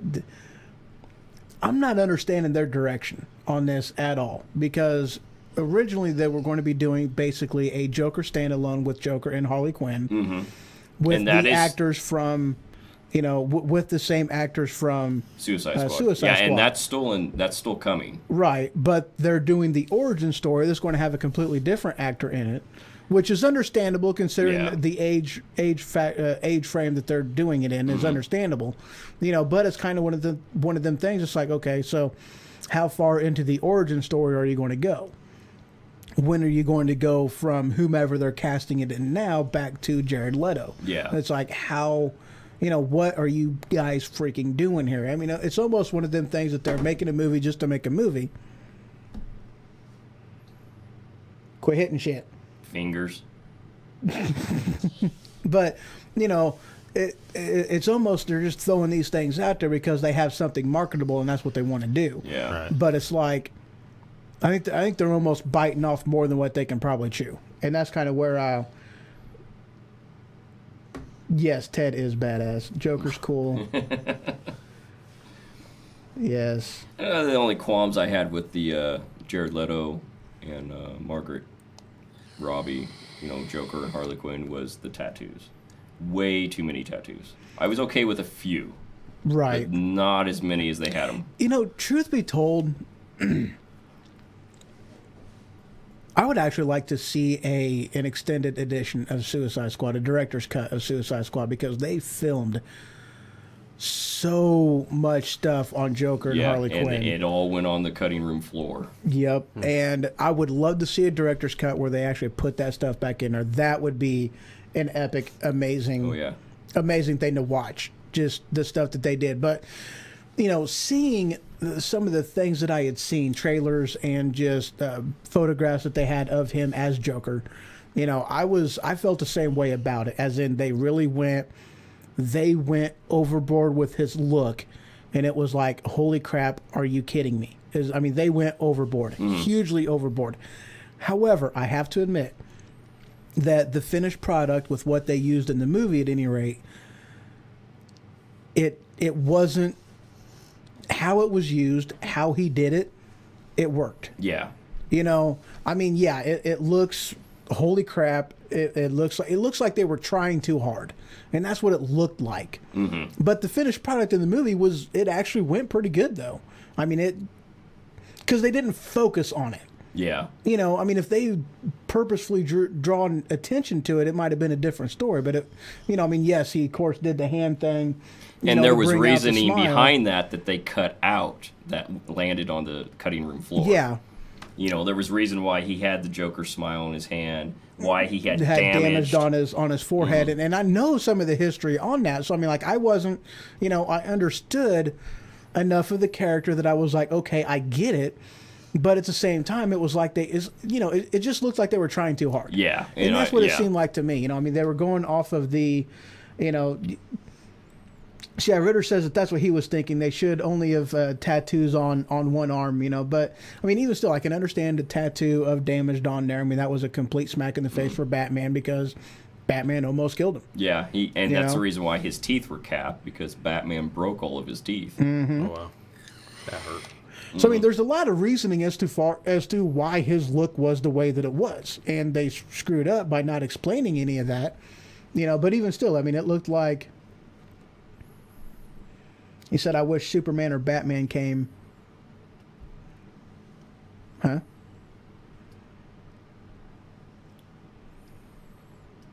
Yeah. But yeah, it almost looked like they were trying too hard. But at the same time, if they would have actually explained it, I mean, I knew enough about the history of it to where it wasn't that big of a deal. I understood the damage. Yeah. I understood the smile. I knew about the mouth and the teeth cap, but, it just looked like they were trying too hard just to look at the pictures. Yeah. But the finished product of what they did a good job. But I definitely would. I would like to see a standalone. I'd like to see a director's cut of Suicide Squad, and I would like to see a standalone movie of just Joker and Harley Quinn. That would be epic. And if you can't get the same cast, don't bother doing it. Right now, they're looking at using the same cast. Yeah, but if they can't do that, because Jared Leto, he was pissed. Oh yeah, he was extremely upset. Whenever he found out about the origin story with it not going to be casted with him. Yeah. Because I think the first thing they plan on doing is the origin story before they do basically the standalone with him and Harley Quinn. Mm-hmm. Yeah. And he was pissed about that. He's like, dude, they came to me for this. They wanted me to do this. I want to do this too. The movie was great. What the hell? So, in the movie, where was Batman? Wasn't it in Gotham? Batman had a few. Oh, okay. I got what he's saying now. Yeah, he wished that Superman or Batman came into the Suicide Squad movies. Well, Batman was in. He was the one that arrested Harley and Deadshot. So Ben Affleck's Batman is in Suicide Squad. Oh, it's a very short clip.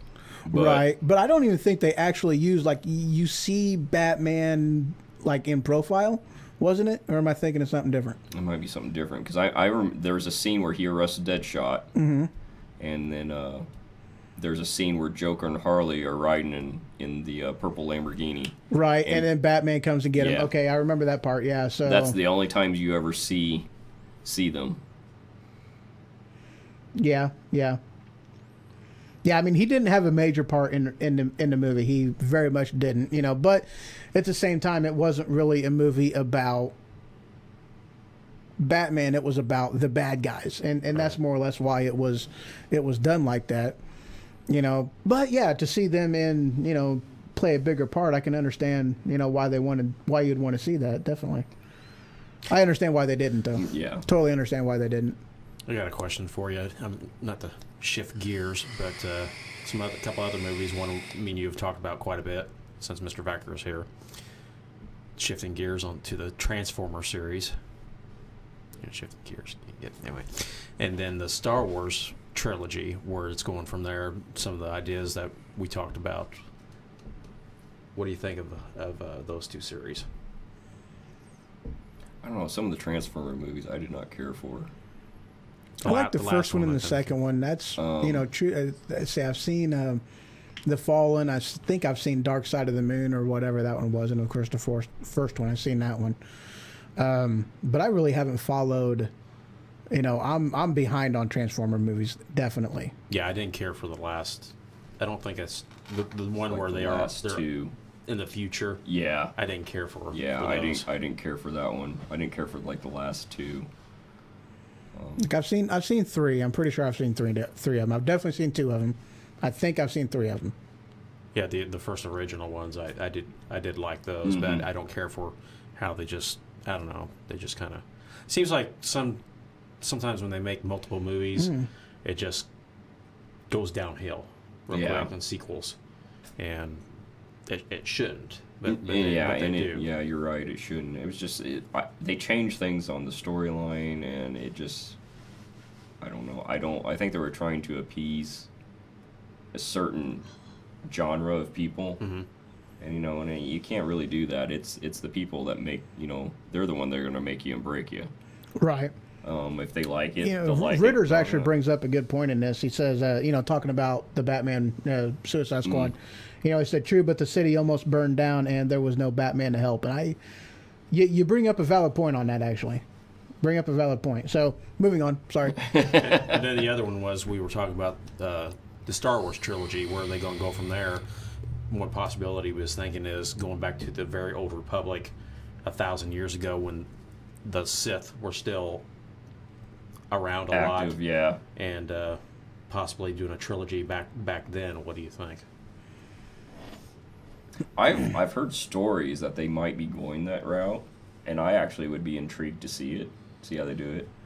I know the very beginning of more or less the or I guess you could say the start of the Sith come from and the Jedi and whatnot, because personally I think that the Sith basically was a rogue person of that was formerly a Jedi, and I think that's more or less how that ended up happening.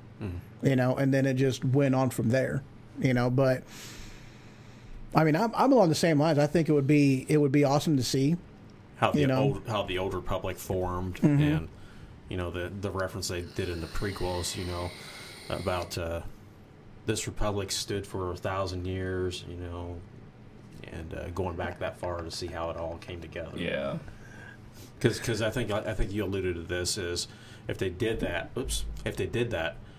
there's so many different angles they could go with that they don't have to.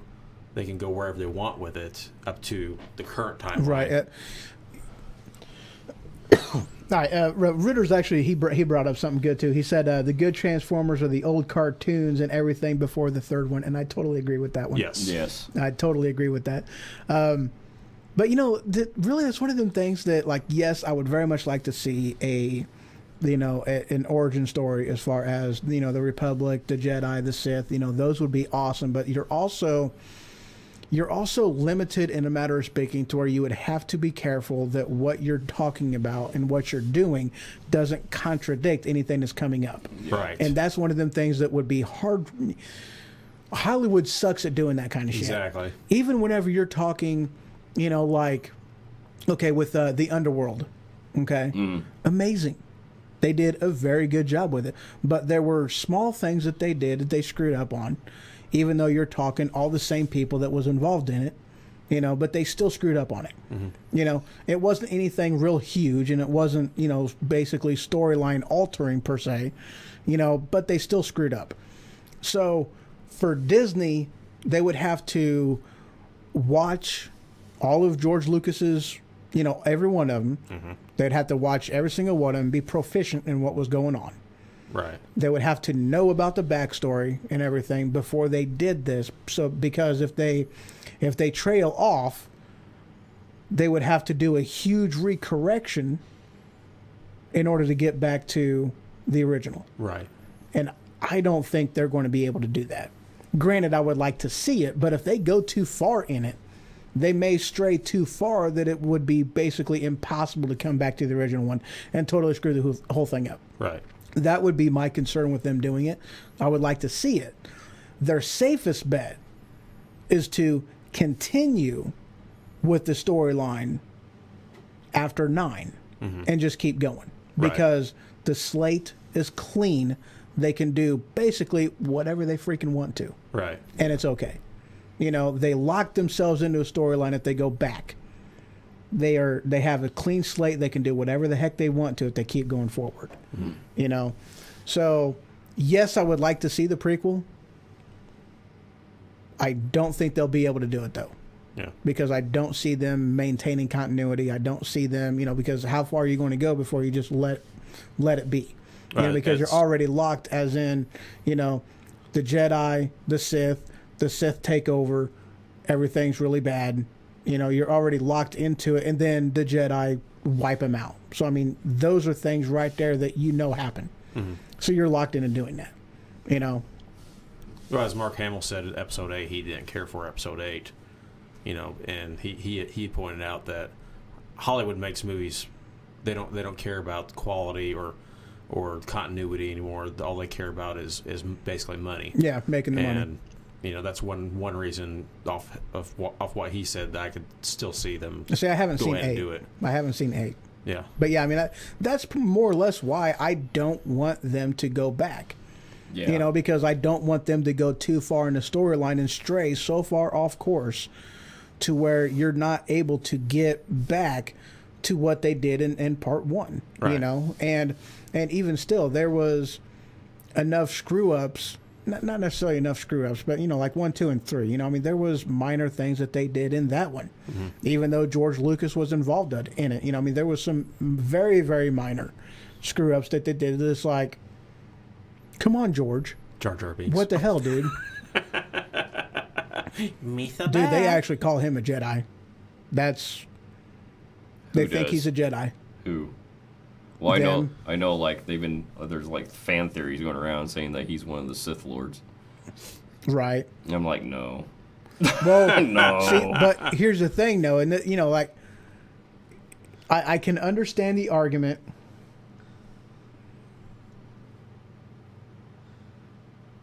Oh, okay. We'll do this one. Anyone excited about the Han Solo movie? Oh, hell yeah. This is another anticipated movie I've been waiting for a very long time. I would like to see a Vader movie where he went and hunted down the Jedi. Thank you. I want to see that. It was towards the end of Rogue One where you saw his power. You got a little drip of taste of what his power was. And it left you wanting more. You're like, dude, because you can't stop here. Right. Ritter said he says he hates that Jar Jar shit. But because that's the thing, dude. Okay, Episode 3 was supposed to be the birth of Vader. Yes. And basically, all you've seen throughout 1 and 2, I mean, you've seen the conception. You've seen, you've seen everything up until the point to where he gets put in the suit, and then it's and that's it. Yeah. It was supposed to be the birth of Vader. And there's a reason why he is the baddest mofo in the galaxy. Yes. There is a reason, because he single-handedly tracked down and killed every single Jedi but 2. And there is a reason why he is the baddest mofo in the entire galaxy. And they didn't touch it. Yeah, and I know a lot of people they are, and I agree. They're wanting, give us that movie where he tracks down the Jedi. Yeah. And because I've read on this, like, what are they doing with that? And one of the things, or reasoning that they say that, because, we don't want to ruin the thing because Vader was the best criminal that was barely in the movie. I'm like, in all 3 of them, he only seen 3 in part 1 and 2, 20 minutes total of film time, and that's it. Yeah. But and it's like, oh, well, we don't have any more story left to tell because of 1, 2, and 3. I'm like, dude, you guys are forgetting the best part of the entire storyline. Him tracking down and killing everybody. Right. And that's a question I had. I mean, that's in episode 3. When they issued Order 66, you've seen a lot of the stormtroopers killing the Jedi versus what Vader was originally supposed to be doing. Right. And I mean, you had quite a few Jedis that they didn't trust the clone army. They refused to take them.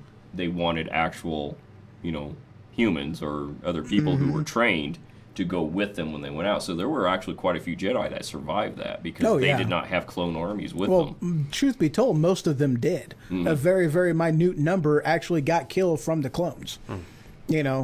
Most of the higher ups even survived. Or at least was supposed to.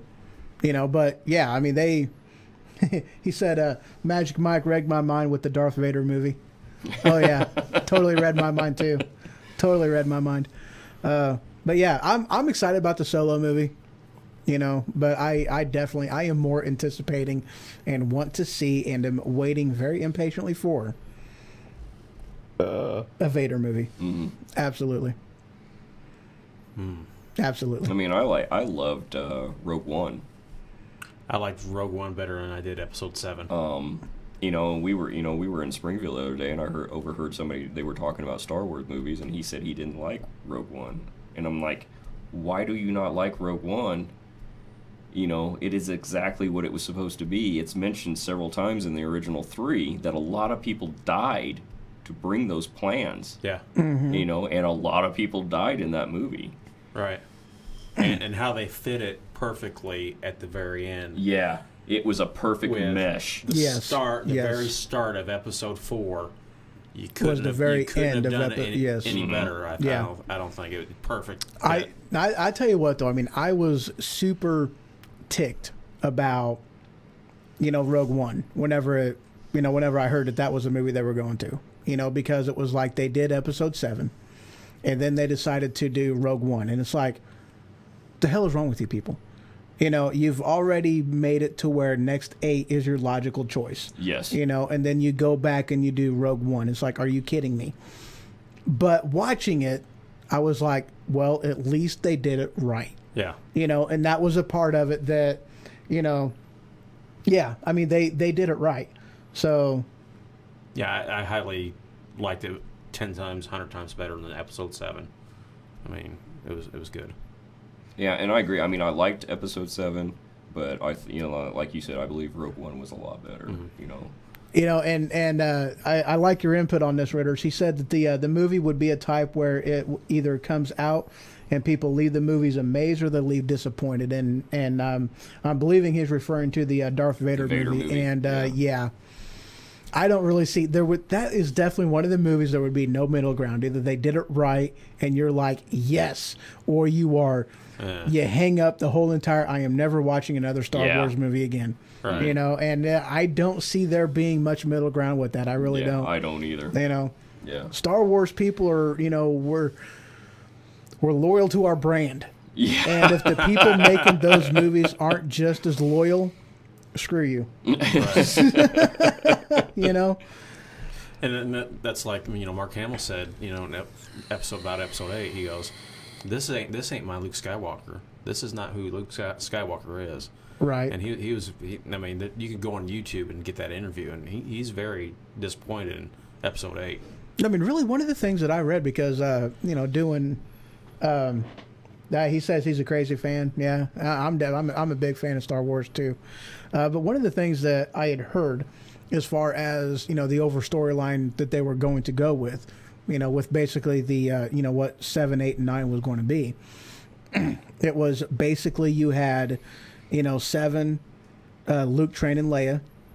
You had 8 of basically Luke turning to the dark side. Mm-hmm. And then you had 9 of it is Luke as, the head Jedi. Or I'm sorry, Leia is the head Jedi, and Luke as the Sith Lord. Right. And there was your balance in the solar system. And that's what I had heard. That's where they intended on going with that. So, that's one of them aspects of, I mean, in a matter of speaking, it's, no, wait, it is too late. They can't do that now. Yeah, they can't do it anymore. Yeah. Because of how far they went into the future with 7. Mm-hmm. So I mean, yeah, they've totally screwed themselves out of being able to do that. Yeah. So, but that was one of the things that I had heard as far as the original storyline that they intended on going with 7, 8, and 9. That's how I always heard it. And that's how I had heard too, because that's originally how it was written. Right, and the Emperor didn't die. Mm-hmm. They brought him back more or less along the same lines as General Grievous. Mm-hmm. They put him in an artificial body. They killed the body, but enough of him survived to where they just put him in a new robot. Right. And that's more or less what I heard about, about the Lord Sith.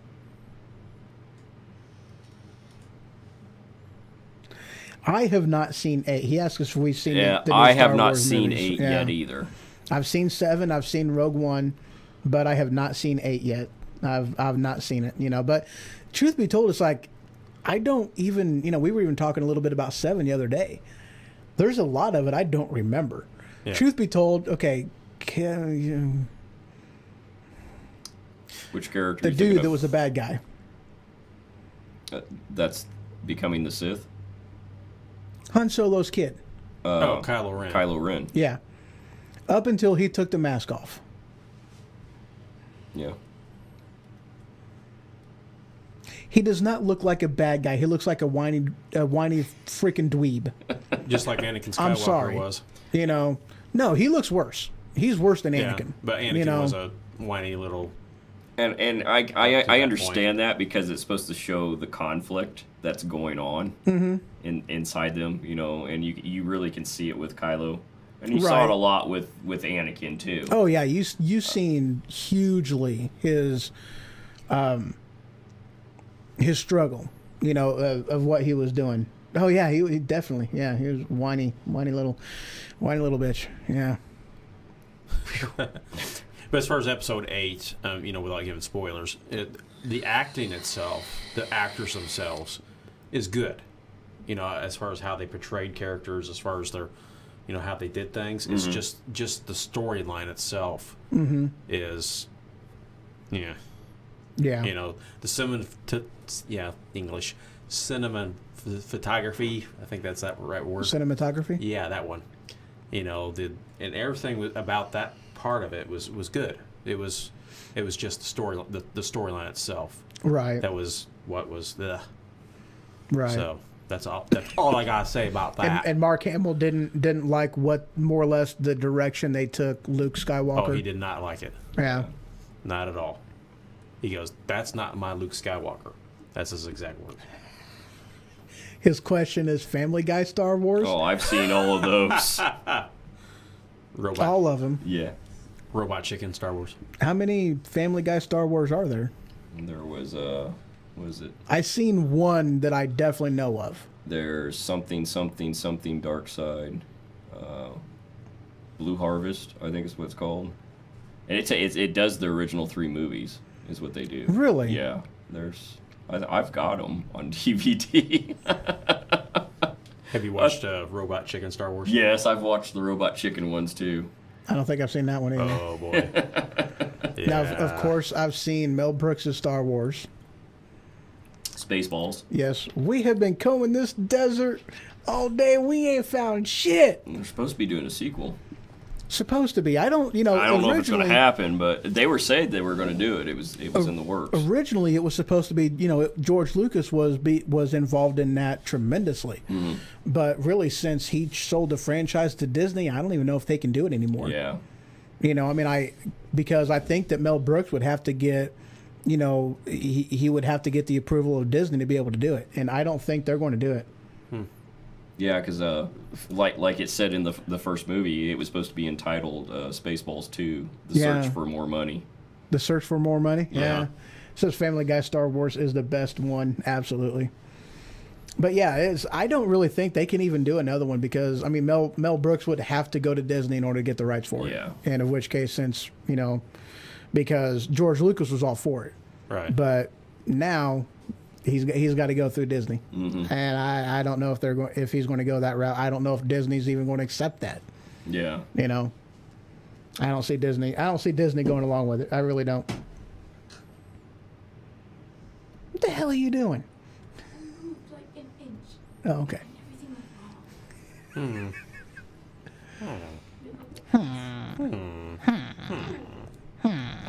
Or one of the townsmen. Minecraft.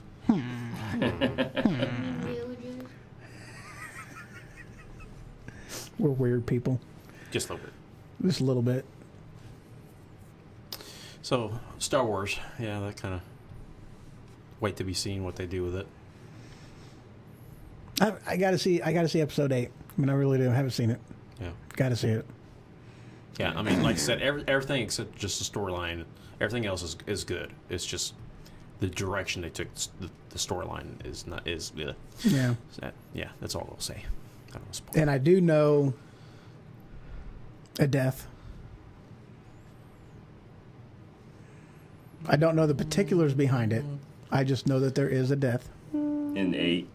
Yeah. I've heard the same thing. Well, I kind of know. I think I know who it is. Yeah. So, yeah. I already know there's a death, dude. Yeah. I mean, I've already had that spoiler given to me. And that was just because I had read a few things about it, and that was one of them things that they really did not hide the fact of who died. Yeah, you could know, possibly call it a death or something along that lines. Yeah. Okay, jackass. His physical body died. No, I can't say that. I can't say that. He's like, can I say it? You can say it. I will give you permission, sir. I basically heard that he went the way of Obi-Wan Kenobi. Yeah, he just went poof. Yeah, Han Solo movie is definitely going to be good. Dude, and I think it's pretty awesome that they brought back Chewbacca. Oh, yeah. That man has not aged a bit. No, he's just It's L'Oreal. amazing. He's not aged, and what was really cool about Han Solo is that what's really cool about Han Solo is the dude came back in order to, help out with the guy that was playing Han Solo. Mm-hmm. What's his name just flew right out of my head. Who played Han Solo? Harrison Ford. Yes, thank you. So, yeah, Harrison Ford came back to do, to teach the guy, because this is what happened was, the new guy, Chewbacca's talking to him, and he didn't understand Chewbacca at all. Didn't understand him. There was a language barrier and whatnot. So, like, dude, Harrison Ford, we need you to come in, because this guy doesn't know, he can't talk to Chewbacca, so we got to have your help. So that's why he came in and helped out with the whole thing, so that this way they can talk back and forth and they'd be all right. So he taught him Chewbacca language, and the guy was very grateful. So it was cool. That's what happened. Okay. Yeah. That's what happened, man. That's what I read. Mm-hmm. I mean, it's hard. Chewbacca language. I don't even know the name for it. So, I mean, how can you speak a language and you don't even know the name of that language? It's about as bad as R2-D2's language, Oh, yeah. C-3PO is the only one that can understand him. Yeah. Wait, no. Anakin can understand him. Mm-hmm. Dude, that was one. Okay, part 2. I loved it because of the humor that they brought in there, wrapped around, with R2-D2. Yeah. He tries. I mean, that was just. It was so free. With him going, boom, right into the wall, and it's like.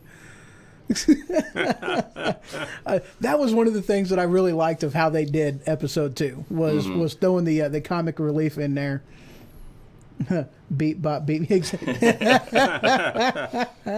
But with them bringing the comic relief in there with R2-D2, I thought that was pretty awesome. I liked how they did that. That was very, very cool.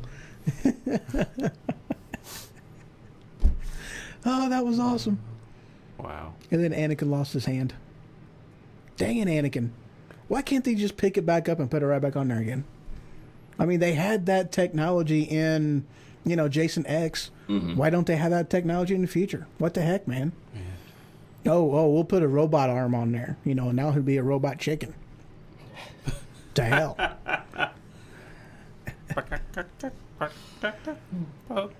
It's horrible. Yes. I wonder if they'll have Lando Calrissian in the Solo. He's supposed to be in it, yeah. Mm-hmm. Yeah, you're basically seeing how their relationship comes about and whatnot. Didn't Han get the Millennium Falcon originally from him? I don't remember how. I don't know if it was like a bet. Yeah, that's what I think. Yeah. And I know that who's his face is in it too. The slob. Jabba. Yeah, Jabba's in it. Yeah, Jabba's in it, and who's his face is in it, and the Millennial Falcon is in it. Yeah. I mean, they got to do a lot of work to restore that thing, because they got to just basically put that thing, and they got to get, from the movie, what movie was that in? The same technology they used in Inner Space, and shrink the Millennium Falcon down, and put it in the DeLorean, and then they go back in time to rewind it to where it looks gooder again. So that's what they had to do. All right. What the heck are you? What's really in this? Okay, just checking. You can't smell that anyway. Yeah. Not any extra that would be in there. 5-second rule.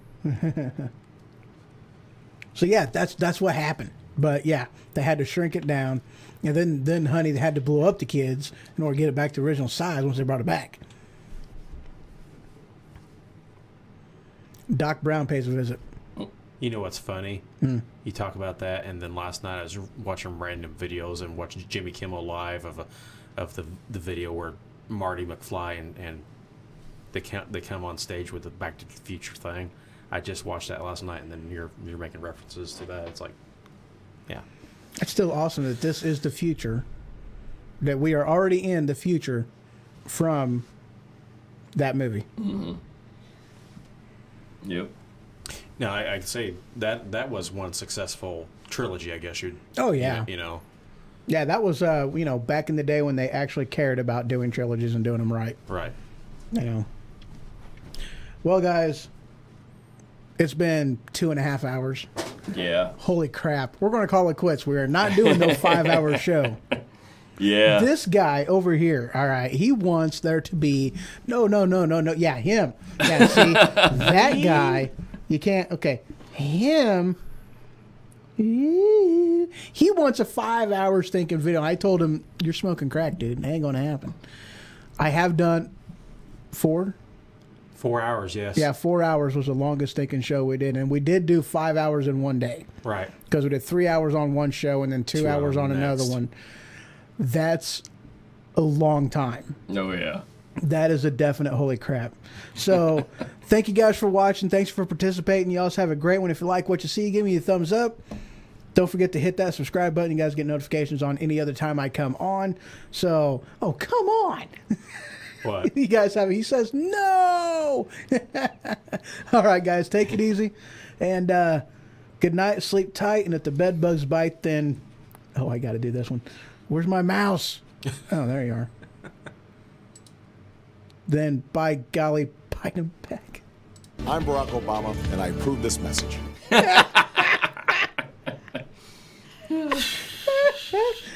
Oh, wait, hold on. Non-believer. Yeah. All right, guys. Y'all have a great one. Good night.